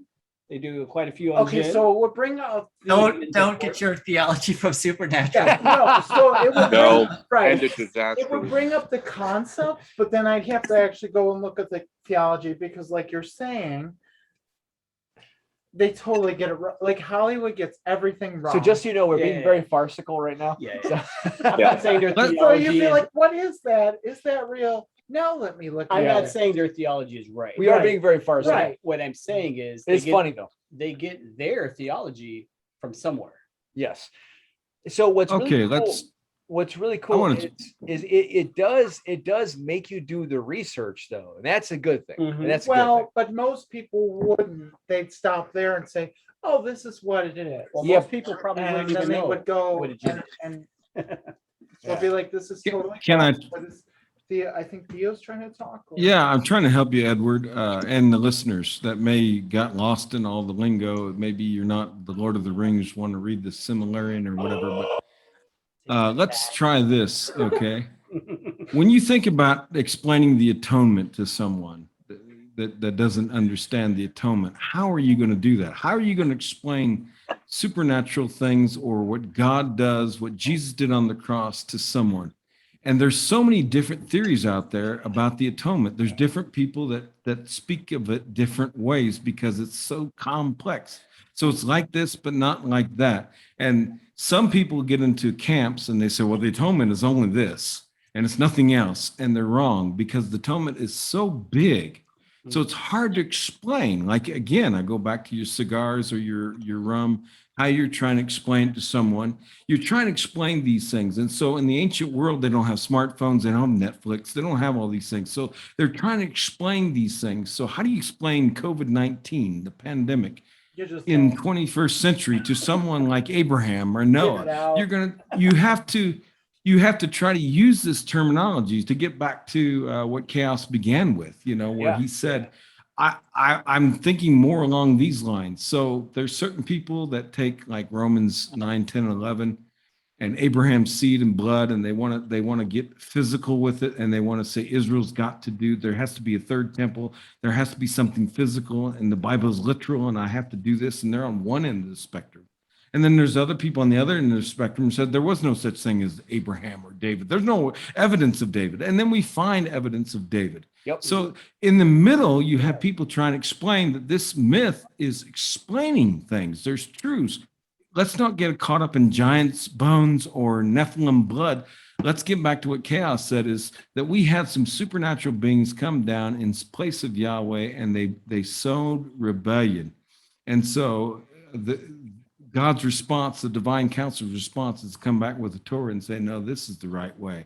And so trying to explain the atonement, trying to explain the Bible in those days, they're using all this language of dragons and giants, and they're getting very, intense, like Chaos has explained. And this is like the flood. This is global. Everyone, Native Americans, you got all this stuff that people are trying to explain the same things. Chaos in the world, and how is it tamed, and why? Why did this person get cancer? Why did Dr. Michael S. Heiser get pancreatic cancer? Right. Why? He's done nothing wrong. He's helped the Nepali people so much. Oh, my He's Lord, yeah. getting things translated. He's doing so. Why does he? Because he sinned? No, because there's chaos that needs taming, because there's things going on. And so we explain the atonement, we explain Satan, we explain it in ransom language, we explain it in Frank Peretti style language, but the Misslers say, well, Noah had no Nephilim blood. He's pure because that word genus, there's people that get too literal. And then they get into science, and there's people on the other end saying none of this is real. And then we're trying to offer something in the middle where these people had something beautiful. They're being artistic in their language. They're trying to explain things. So how do you explain God? How do you explain the supernatural? Well, how do you explain humans? Well, in the middle, we have these creatures that are half human, half animal. Yeah. And there's a transition happening. There's you're moving from our realm into the divine realm, and you're going through this kind of boundaries, and you're beginning to explain something that's so hard to explain. And I think that's Chaos's original point, was this rebellion brought some, and Second Temple period literature, I think, spends more time on this than it does like Adam and Eve and the fall that the Reformation talks about, where you have the reason why everything is the way it is because this rebellion that occurred, where other beings are doing something other than Yahweh's plan, and they have free will to do it, and they rebelled and they brought wrong teaching, and people ran with that instead of what God wanted to do. And that's been the story of humankind. We do what we want instead of what God wants. And then this other thing of chaos that COVID-19 just happens. Why? Why does Thank you. God allow that? Thank you for explaining Job. Oh, You just Very- explained very Job. well put. Thank you. very well put. Very well put. Yes. Yes. I mean, and the other use of Hasatan, but Yeah. by the way, I just do have to mention that how remarkable this spirit is, because Yeah. my Lord, I feel the spirit. the This one. the vanilla notes on this, Gumby, Yeah. Kentucky bourbon is my favorite beer. period. Yeah, right. Everything they put out is a winner. Yeah. So if I were to describe vanilla to you, I'm it not a would beer be person, this but one this right is now. good. Kentucky So, yeah. vanilla bourbon is phenomenal. The flavors, the overtones. Yeah. I mean, even the mouthfeel consistency is just phenomenal. I mean, the vanilla is not overbearing. It complements the hops. It complements. I mean, it's so well balanced. It's so hard to describe. Yeah. No, It's they You have know their what? I process think down. people Yeah. are getting tired of you, like always saying this beer is phenomenal. One of these days, you have to have something that sucks. we did. And have. say, We like, did. and We just say, did. this I've been on one sucks. episode What where were I you guys spit a thinking beer of? out. Yes, What were you we thinking? did. So we actually did have episodes So where where that manufacturer calls you and says, "Why did you do that?" Yeah, Kentucky bourbon is Yeah. not one. The reason why Yeah. we don't bring Kentucky bourbon on a lot, Something this that is you probably know the second or sucks. third time, is because it's not a local. We try to really promote our local breweries here in Cleveland. yeah, we do. But this one, man, My Lord. Mhm. and it's because there's a consistency in every Kentucky bourbon because everything is aged in It bourbon is barrels. bourbon barrels, yeah. So it's like, oh man, I could tell where that's from. And I don't know how they do it, but the vanilla in this. I don't know if you guys enjoy like vanilla ice Well, we should cream, go on a Kentucky but Bourbon. this Yeah. is so good. This is like if you took vanilla ice cream and brewed it, that's what this is. Yeah. I mean, it's that smooth and that How consistent. does one brew? I mean, ice I'll give you an example. I'm gonna try. Edward, you're not a big beer guy, right? No, but this one is good. This one I would actually go and purchase. It's really Exactly. good, right? Yeah, Yeah, I would not seek out. I'm more of like a wine and bourbon. yeah. Yeah. But I mean, but the consistency and it's like it has a slightly sweet overtone, but it's not overbearing. It's very well balanced. Yeah. And that's why you're paying over $20 for this. For the 6-pack. For this. Oh. Yeah. No, in all honesty, Did you go to Lake County? No, Do they have a so- facility or something? so you can go Giant to? Eagle sells this for $12. So Really? yeah. So this is so if you have a Giant Eagle near you, He's just like thinking, I just got ripped. off. Giant Eagle $8. sells vanilla for $12. Now, I can't say that for their other beers, but their vanilla bean, they keep at about $12. Yeah, I paid $20 for this. Yeah, I would too. It's that good. So, but going back to the spirit, Different kind of what spirit. I find very interesting is that, say, the Shadim and the genie have this very cool overlay inside of the good bad dichotomy. Wait, so the genie in Aladdin is based on a jinn, Well, it is, yeah. and a jinn is a bad thing. No, No. but it could be. Right? Okay. So yeah, the jinn can be either good or bad because like in Islamic theology, like a jinn can convert and become a Muslim. Actually, really weird fact. Then what is their what- default religion? Like, what is their default? If they're converting to Muslim Islam, what is their default? Yeah, Well, it depends on that's where never they're really raised. explained. But yeah, the real weird interesting fact, I think it's actually Surah 72 that talks about the jinn, and that's a really significant number for some. But yeah, one thing I wanted to get to is like Edward's talking about, okay, our audience has kind of a certain view of the supernatural world, right?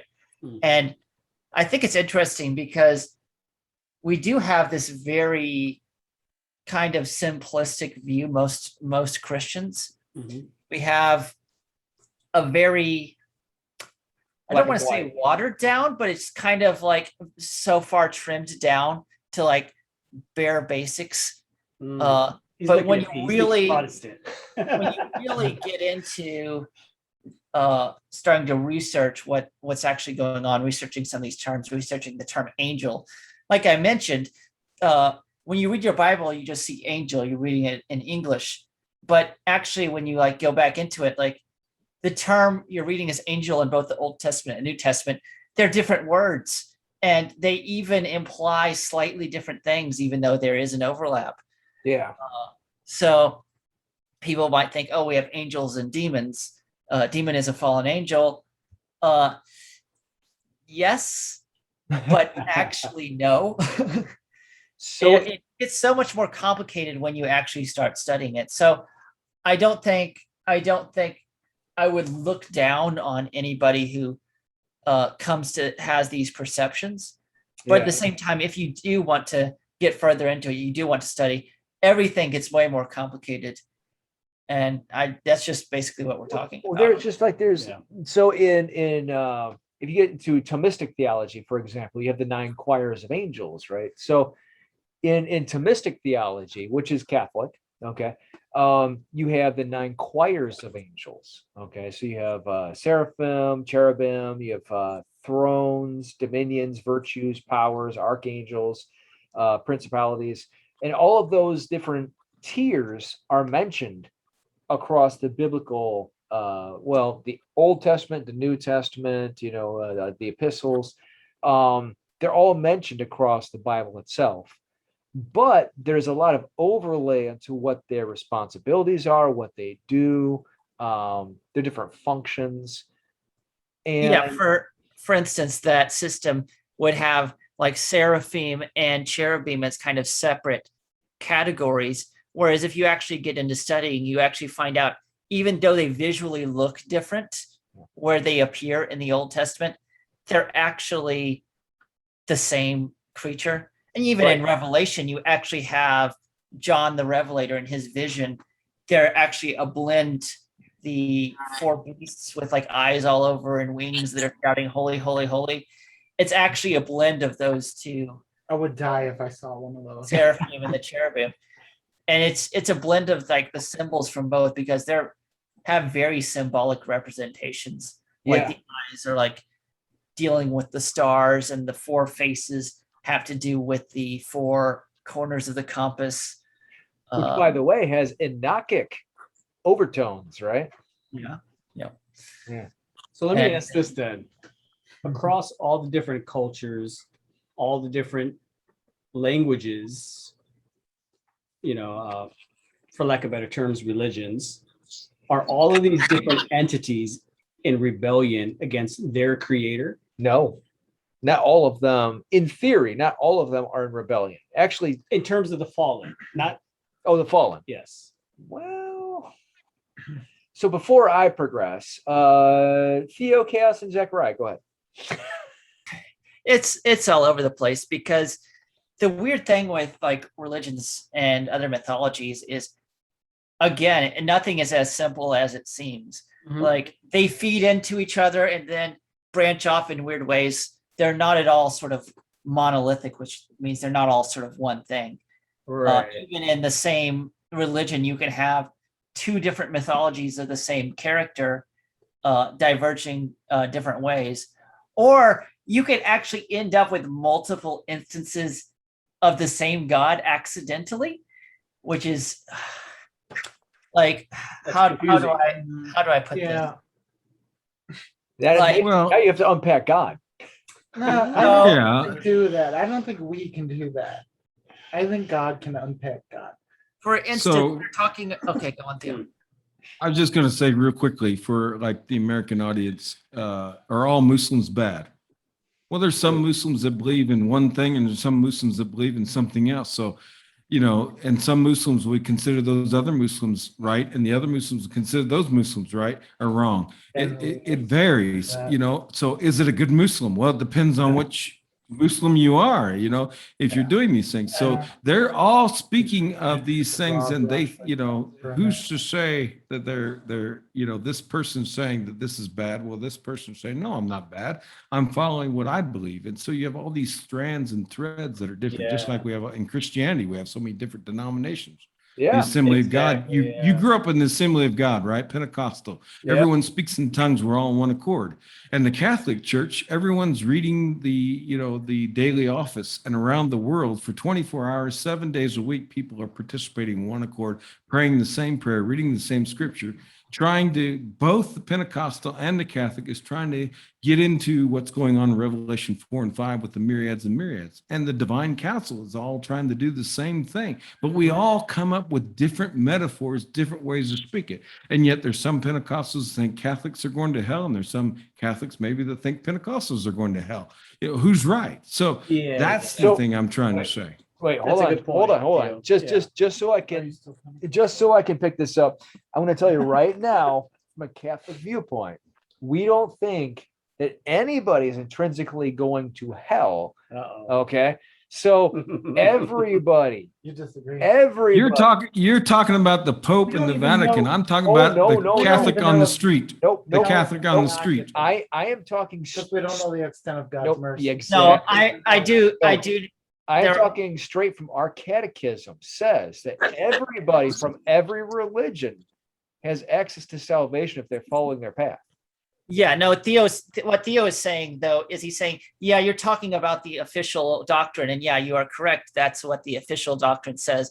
But you're still going to have the Catholic on the street who reads no salvation outside the church in a non-canonical way, I guess you'd say. Yeah. Yeah. Yeah, so I think see what some good Chaos in is heaven? explaining.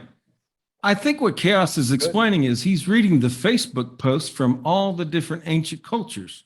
Yeah. And they all have their own way of expressing things, Yeah.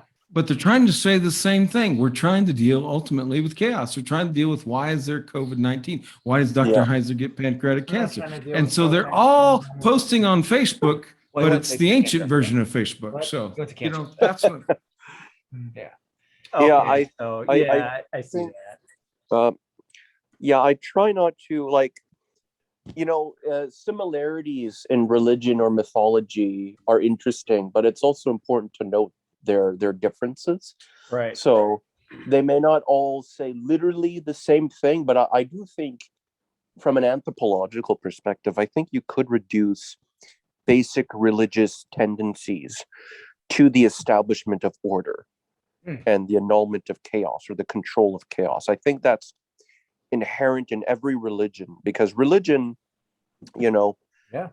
just Gotta speaking figure it out. broadly in broad terms, you know, religion is about if you could even define it in a broad sense, it is about finding or interacting with that which is sacred. Yeah. And Like and the that. sacredness is meant to provide the individual or the whole, right, or the collective Okay. with tools to perform or to sort of defeat sort of the obstacles in their life. Yeah. So I think Chaos Conf plays, beautifully into that Mhm. idea, into that tendency. So Interesting. So Yeah. I really like what you brought up, the natural order of existence, right? Mhm. So I guess that's kind of what I'm thinking about. For those entities that are against the natural order, regardless of if they're Christian or they're Muslim or whatever, they're against their creator, the natural order of things, the way that things were intended to be from the beginning, Mhm.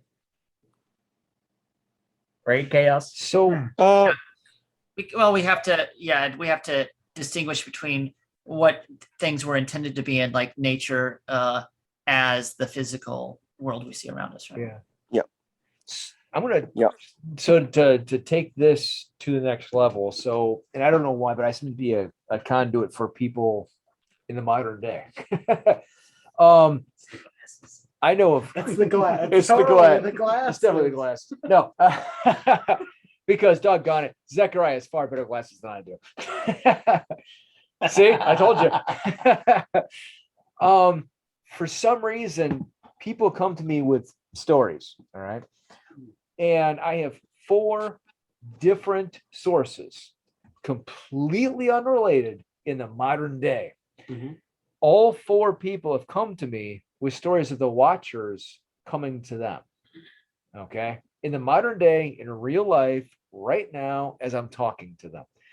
So But what? the Watcher, they wouldn't even call it a Watcher. In Oh, some no. cases. Here's But they know something so happened. not- Or they question something. not They all- can't say Because it's that's a our watch. language, though, right? well, here's the thing. So when I was younger, Watch and I will leave the person out of it. Okay. I was in 4-H in several groups when I was younger, and one of them actually told a story about how a watcher would come to her at night and just appear to her and just walk out of nowhere, sit down and have conversations with her and try to get her to pray to God for them because they're trying to find salvation.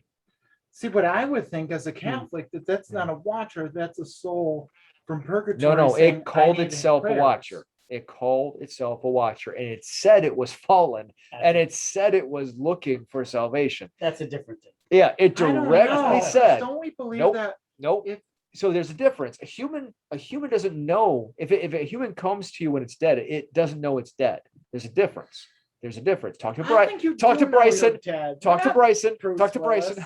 Willis. So we'll bring Where Bryson is he into when this. we need him? Yeah, where is he when we need So him? right. Well, he messaged me. He's currently taking care of his baby. So It's hard to argue against So- that, really, if they're calling No, themselves they- that specifically. it called itself a watcher and said it's trying to find salvation and asked it to pray for it and said it's trying to find salvation. Okay. Interesting. And she was a Christian. Now, the weird thing is I know 2 people that were not Christians Mhm.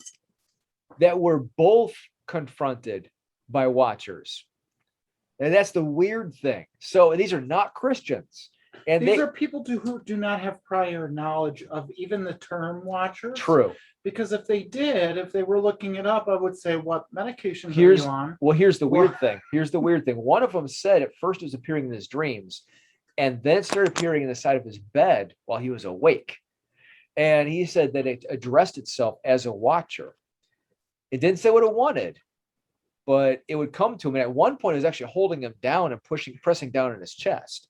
See, to So- me, that sounds like a common phenomenon that is sleep paralysis. Yes, People always except to talk to him. It's always talk about something holding you down Yep. and pressure on your chest. except without me telling him about this, it told him it was a watcher.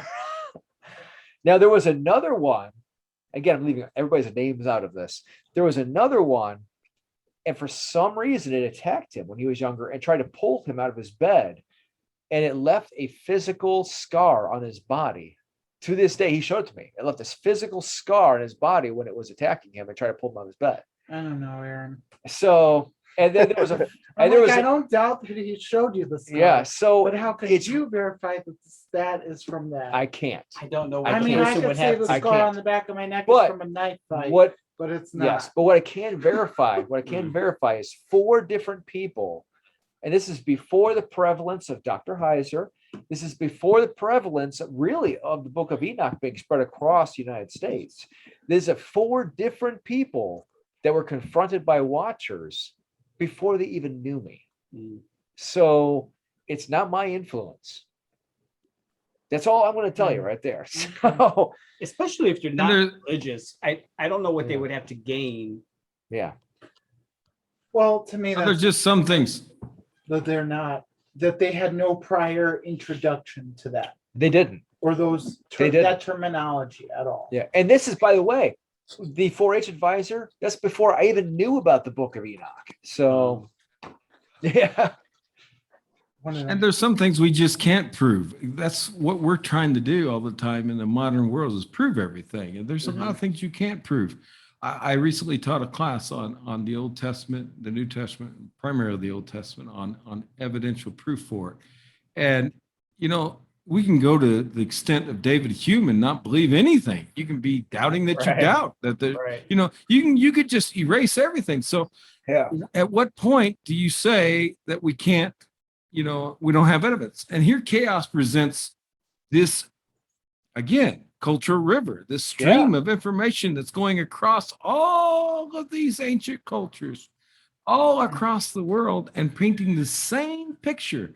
Yeah, they're different. They have different ways, but they're ultimately trying to deal with the same thing. And they happen to use the language of giants or dragons or whatever. And so how much evidence do you need? I mean, you know, we can't travel on a time machine and go back and talk to these people, but yeah. how much evidence proof do you need? So it's back to that innocent until proven guilty. We just have to accept it, add it to the scale, and then weigh it all out and see how it works, you know. And at some point, I'm going to collect all their information because I'm still in contact with about 3 out of 4 of them. I would have to go back. I know the previous one, and I know where she lives, so I will collect their information, and I will probably put them in story form because all of them do want to get their stories. Well, 3 out of 4 of them want to get their stories out because these are actual interactions that people had with these beings that appeared out of nowhere and addressed themselves as watchers. Let me ask So you, it's Aaron, really interesting. the people who shared with you Yes. these experiences, who said they were atheists or maybe non-believers or whatever they call themselves. Yep. The absence of religion or spirituality or anything. Mhm. Are they still? Do they still maintain that same? So one of them, Because I feel like if you were to stand by saying this was a real occurrence that happened, Yeah. then you could not continue to stand by saying, Well, I don't believe in anything." one of them has tried to maintain his position as an angry atheist. He is no longer. tried. Yeah, he is no longer an It's like what Bishop Fulton Sheen said. I think it was him that said like it takes more. One of the saints or one of the beatified people in the Catholic Church said Yeah. it takes more faith to be an atheist because you have to continually remind yourself that you're trying to be like you have to continually like be It's in a lot of work. a state Yeah. of denial, Right. right? Like Right. when after you've been introduced to religion or things that or Yeah. faith, Yeah. something that leads you down that path. So one of them, here's the weird thing. So one of them, and again, they remain nameless, but one of them tried to remain an angry atheist. Even though this thing out of nowhere appeared and even attacked him until his father passed away. And his father actually came to him in his sleep. So, and then he woke up and his father told him and spoke to him. And so after that, he's become a believer now because See, that would take work to remind yourself Yeah. after an event like that, Yeah. because then you'd question your sanity, right. Yeah. right? You Yeah. go through all of that, like, oh my Yeah. God, what's wrong Yeah. with me? Well, Yeah. we question what we see. Yeah. You know, like Theo was saying, how many times, how many different stories though can we just keep rejecting? Not real, rejecting, not real, not real, not real. Yeah. Like how many different stories will it take until we want to accept How that many there's something licks does it take beyond to get to the this? center of a Tootsie Pop? Yeah. So one of them tried to stay an atheist, and he couldn't. And now he acknowledges his creator. He's actually still on his journey back, but I will say this. He has taken sacred objects when I offered them to him, and he has confessed that he does believe in his Catholic faith. See, I have a theory So- that nobody's like a true And- atheist. Yeah. I have that theory good that theory. nobody's a true atheist. Yeah. But the ones that say they are in some type of denial, Yeah. some percentage of denial. Yeah. One was already a Christian. Okay. One of them is agnostic. He does believe there probably is something, but he doesn't understand it. But he doesn't know why a watcher is appearing to him. Right. It's So- completely normal to think like, who Yeah. am I? How did I get here? Yeah. What or who created me? So to just say like I've sworn off every possibility. Yeah. That's it. We get old, we die, we get a reverse mortgage through Colonial Penn, and then we die. Boom. Like no, In that like order. I don't, Right. I don't. Okay.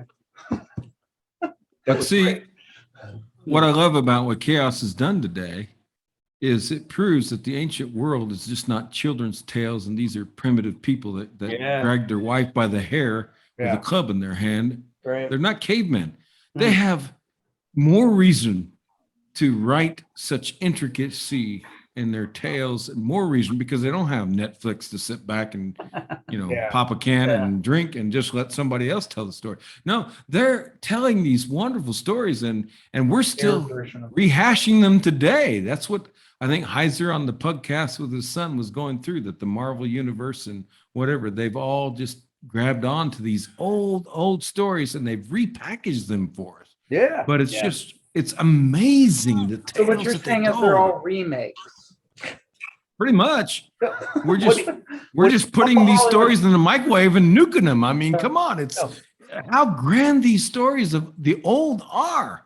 How great they are. How C.S. Lewis and Tolkien, how they grabbed these stories and brought them life to us again. And Yeah. so Marvel is doing the same thing today, but they're so complex.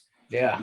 They're so wonderful. They're detailed. They're beautiful. They're not just Sunday school material, No, these are. And so I think Hound was saying earlier that some of us, it's watered down because we just think, it's nothing. And then the atheist, like you said, there's no such thing as an atheist, but atheists think, well, the Bible's lying. No, these are grand tales that are full of so much Yeah. passion Right. and detail and intricacy, trying to answer the questions of life.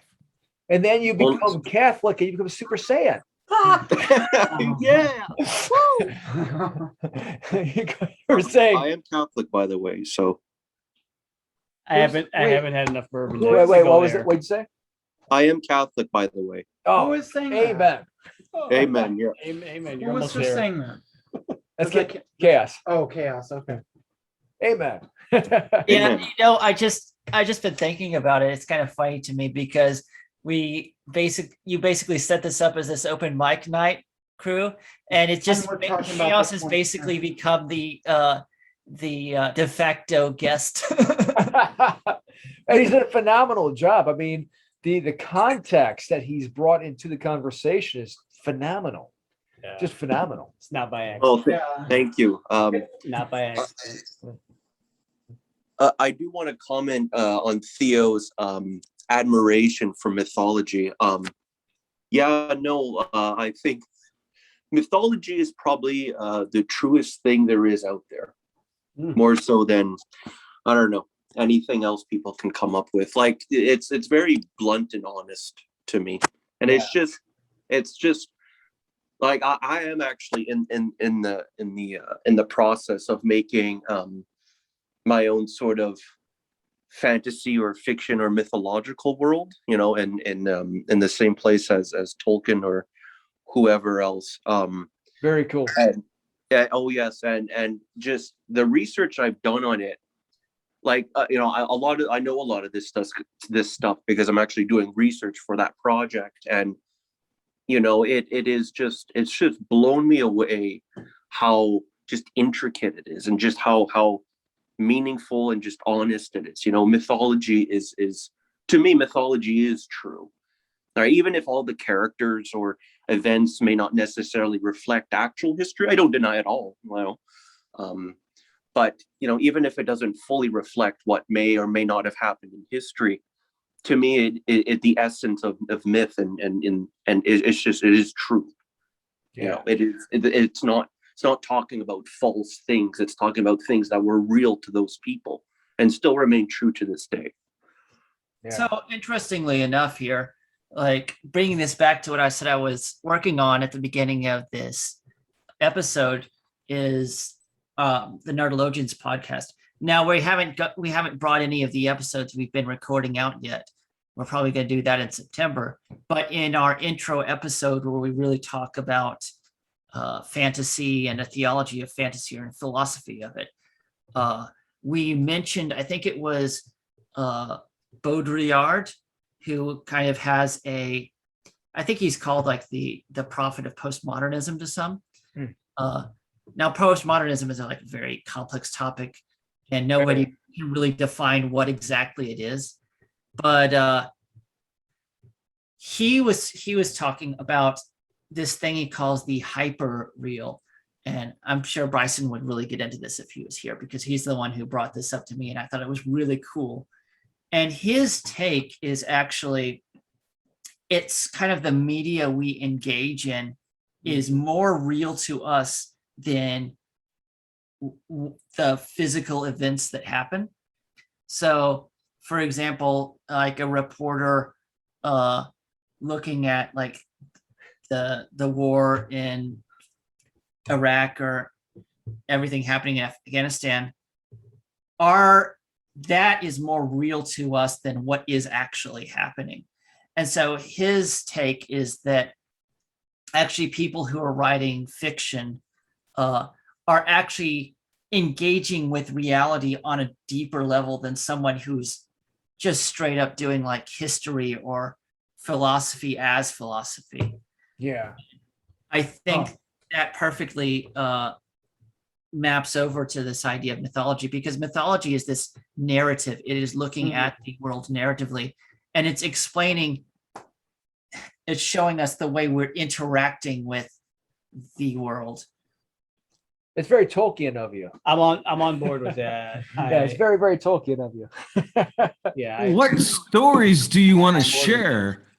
What stories do you want to remember? What stories do you want to share? Whatever you want to at the water cooler whenever we get back there. What are you going to post in your Facebook? Something boring that means nothing, or something Yeah, the that people at the really water cooler don't connects have with you. conversations like this. They have Yeah. small talk, which doesn't mean anything. Well, it's not the winner's So- narrative. I mean, they say that, the winners write history all throughout history, right?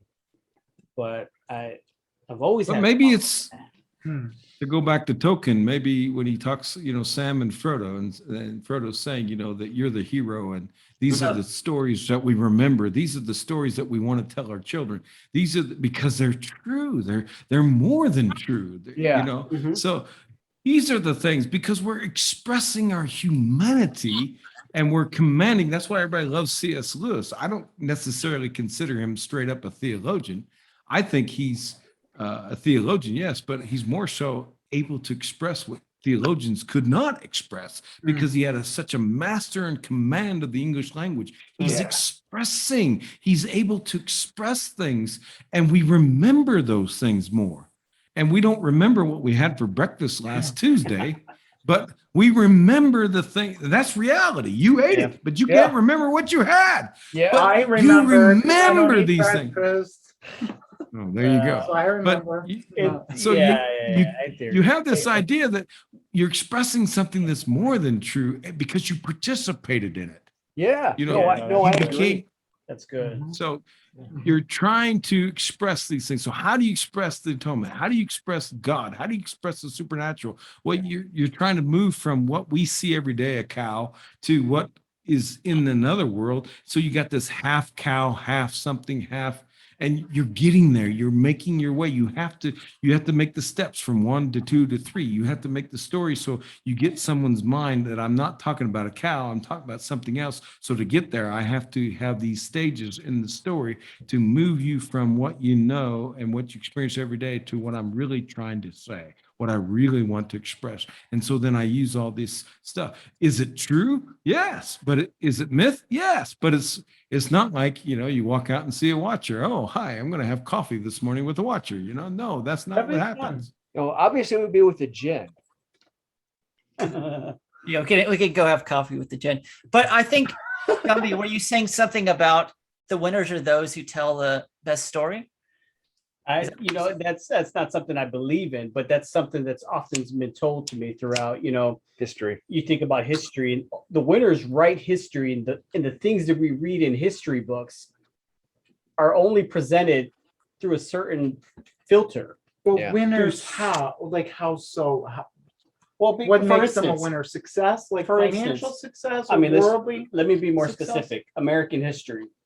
We view American history through our American lens because we're American. Mhm. But everybody else around the world that views, how they may view us is different. Right. We're, Because- we're not always the champions of democracy around the world. Like I would say, some of the people in the Catholic Church that are considered winners, they're the saints, and they're the people who would be considered losers. Like financially, they were not successful people. Worldly, they were not did not have a lot of things. Yeah. Some of them had very terrible lives and just suffered their whole lives. Yeah. And the Catholic Church considers them to be winners. I'm sure in other denominations of Christianity, there's people that are considered to be their winners. Yeah. That would be the losers in the eyes of the world. So I feel like there's There's a gray area. I get it. But in regards to what Zach was saying, in terms of the power and the influence of media, it's so skewed from actual reality. Like if we just, because we brought up COVID one time, but if we, if I let my family and those who are closest to me only view everything that's gone in America with COVID-19 through the media's perception, we would cower in fear for the rest of our lives in our home. To put it in the language of some of our audience members, it's as if the whole world's drinking Budweiser and we realize the Kentucky Bourbon Ale is far, far superior. Yeah, and exactly. I mean, the media would like to portray that I can't go out and live the gospel with my neighbors, but I've still been doing it. I can still do that despite COVID. Yeah. Or whatever the next big event may be. Not just COVID. I'm not just picking on that or saying it's not real or it is real.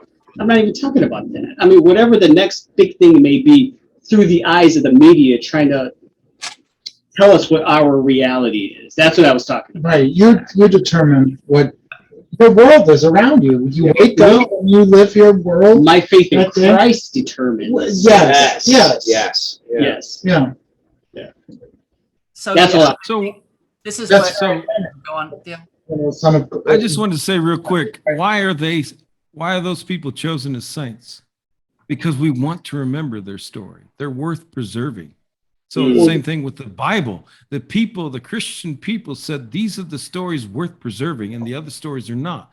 So that's why. So that's why we express these things, because these are the ones that are worth remembering and worth sharing, and they're remembered today, and other things are forgotten. And that's how history works.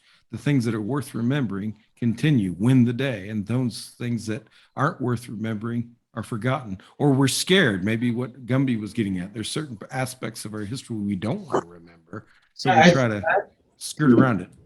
I think they're worth remembering because it gives people hope. Like, well, if somebody like Saint Sebastian could go through something where he's getting arrows shot in him, or all these saints who are being tortured to death, and they don't lose their faith. Like if they can go through that, I can go through this moment of I hesitate to say this because this is going to go on the internet. Like I've been going through chronic pain for 1.5 years. That's part of the reason you haven't seen me on this podcast for the last year. And part of the reason is I don't care to talk politics at all. But There's only certain episodes. and some of this, like, it gives you hope. Like, oh, if this person could have done this in this time, I'm going through this in this time. Like, it's not as bad as that was. So, I can do this. Like, people can relate to these things. So that's why they're preserved for that reason. Yeah. Future generations will derive something out of this and will persevere because of this story. Yeah. Hopefully, that's the Hopefully. hope. Yeah. So So I actually do like the idea that the winners are those who tell the best story. And I think that's what we're trying to do is we're trying to tell a story. The Christian story is a narrative and it's in competition with other narratives. And we saw the Christian story is the one that comes out as the superior narrative to, say, the Greco-Roman narrative of the time. The story is what ultimately wins out. And we see things that survive, like the story of Chaos Comp. That was a great narrative, and it's a narrative that tells us a big truth about reality. And so that's a narrative we still have. We still have Leviathan. We have the seven-headed dragon in Revelation because the story was told so well and its symbols are so deep. And that's why someone like Tolkien is still considered like the master of the craft, even after so many developments in, say, fantasy, is because he told a story that was so powerful and so gripping and that we want to care about. The story of like these hobbits who are in these terrible situations, and like Edward's saying, they're going through these, having to like march across Mordor basically and getting fingers bitten off and stuff. That is something. That's my least favorite part of the movie. I hate when people get their fingers bit off or anything like in it when he gets his arm bit off. I think about my own fingers and my own arms. It's just it's too much. That's my kill the movie. and for those of you who second guessed But I cut off I cut him off. for those who second guess the seven heads of Leviathan, make sure you read Psalm 74. Okay, you're saying. But yeah, so it's these narratives that survive and dominate our conceptions of reality, and ultimately, like even the Christian narrative provides this higher level of reality for us than sort of the bare physical stuff we encounter. For instance, when Edward's going through his pain in his life, he isn't just interacting with the reality of the pain. He's in this sort of hyper real world along with the lives of the saints, where there is now a narrative about this. He's living the narrative of Christ who endures this pain, which before his suffering and death is just meaningless. But once that happens, it provides meaning to all these various sufferings. It provides a narrative context. And don't get me wrong, I'm not always very Christ-like, but I try. I try. It's a struggle, but we all try. I'm not very Christ-like, so it makes me feel a little weird. Nobody is, so we're okay. Okay, good. Yeah, but Makes what fun you of just us. did, with the story of the Hobbit, you put yourself in that story. You said when the finger, that you felt that. So think about what Zechariah is saying, and think about your own vulnerability when you see things like that. Mm-hmm. Yeah, think about Christ entering into our story, entering into our suffering, entering into us, becoming fully human. Yeah. Becoming fully like us, yet at the same time, he's fully God, so we can enter into God's story. So the divine logos, the divine expression, what it means to be, and how the Christian story exemplifies that, embodies that, so that we participate in that story while that is participating in our story, and all of us together as humans, as the next or new Adam, is in conjunction with God. And so we're leaping from those stages of half animals and half cows and half this and half that. And we're able to, as the Father said, that as he became like us, we become like him in this participation. So he participates in us, we participate in him, and that's why we're the body of Christ. That's why we're Christian. That's why we're like Christ, because he entered our story and challenges us through the chaos to enter into his story and get victory despite being nailed to the cross, despite getting your pain, despite getting pancreatic cancer. We get the victory he got because it's more than death. Death has been defeated. Yeah, Amen. Amen. that is the ultimate chaos calm. There's nothing easier, but yes. I'm taking up an offering. I'm Pentecostal though, but Like we don't do offerings.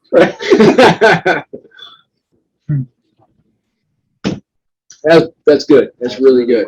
Yeah, that's really good. It sounds like nobody knows how to follow that up. I just ended. That is it. Mike Yeah, right. That's my drop. I think we Yeah. summed up the entire conversation right there. So let's change the subject. It's too late for that. So let's go ahead because I think we're hitting close to the 2.5 hour mark. Yeah. So let's go ahead and roundtable this because it's been a great conversation, a great open mic tonight. So let's start with Theo. Theo, any last thoughts?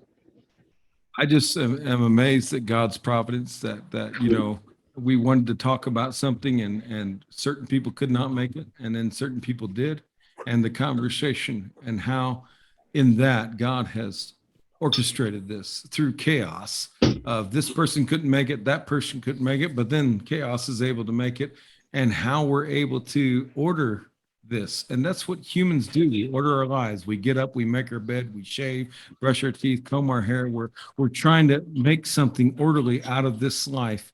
But ultimately, we're trying to participate in the expression, the logos, and try to have the answer for this world and be Christ. Even though we fail sometimes, we're trying to exemplify that message, because not only are you a failure, I'm a failure, but everybody is. So we join in that failure, but we also join in that victory. So I'm just so thankful that God providentially worked this out this way.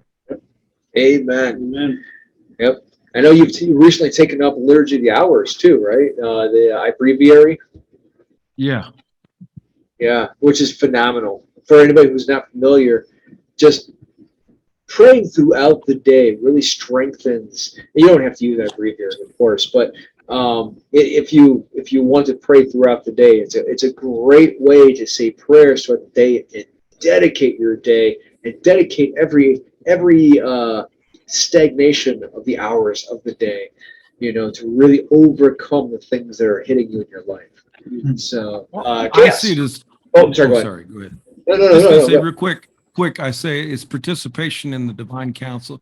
It's participation in the Psalms. It's entering into that story as that story is entering into me so that I can then express it to others. That's all that is. There's nothing more than that. People all around the world are doing it, and I'm joining them, and we're all together in Revelation 4 and 5 with the myriads. That's all it is. Yeah. Oh no, yeah, amen. Yeah, no. It has nothing to do with denominationalism or anything like that. It has to do with participating in the brotherhood of the Christian faith. Mm-hmm. So it has nothing to do with wherever you are, whether you be Pentecostal or Catholic or Orthodox, or just participating in the brotherhood of Christ and making sure that your life is dedicated to Him. So, yeah. Chaos, last thoughts. I'm about to get political. We got to return to the mythic age. Okay, last thoughts. Go ahead. It's your floor, man. Go ahead. No, I do want to thank you for having me on, and God bless you guys for doing this. I think back in your early days, I actually found out about you guys. I found your podcast. I think back in, I don't know, when did you guys start? Was it 2016? 2016. Exactly. Yep. Thank Yep. you. 2016. Yeah. Good job. I was there for the first episodes, and I listened to the podcast interviews with Gadawa and all of that in those early days, and I followed his stuff. I followed Heiser's stuff, and just want to say thank you for doing this, because not a lot of people are talking about this stuff, and more people need to talk about it. It's a conversation we need to have again. Yeah. Amen. So thank you for what you've done. God bless you all. Thank you. Dale. It's our pleasure. It helps us with all the hard work we put in behind the scenes. So it definitely encourages us. Mhm. It definitely encourages us. Yeah. Mhm. Zachariah? Yeah, well, I don't have that much to add, but I think actually we in this podcast, we are kind of becoming storytellers in some way. We're retelling the mythic tale in different ways to engage with the audience, where we are basically accomplishing like a kind of chaos comp in some sense. So yeah, we're the storytellers and the narrative makers. Yeah. Well put. Well put. Edward? I don't know. Thanks for educating me on some of those things. I'll be honest, like in the beginning of it, I was like, I'm mentally checking out. But as it went on, you guys brought me into the fold, and it was good. So thank you. I appreciate it. Gilby? Yeah, no, I appreciate all of you guys and everything that you bring to the table. Chaos, it was good to hear from you tonight. For me, it's just a confirmation that for me, our faith and our walk with Christ is the reality that's most important to me. And thank you for that, because as connected as we are in this world, so many different things in this world that we have to be connected and informed. It's amazing how isolated you can feel still in your faith. Yeah. And to have these kind of conversations is just a reminder that it's just not true. So thank you for that. And there's nothing taboo over it. And thank you for all of our listeners. We are here for you. So please feel free to visit us on Facebook, patreon.com/Bible Over Brews. Feel free to give to us there, or on anchor.fm/Bible Over Brews. We do this for you. So feel free to donate there, and donate anywhere you can. And visit us on every social media platform, including Twitter and Tumblr and all of those. Have a great night and Godspeed. Peace out.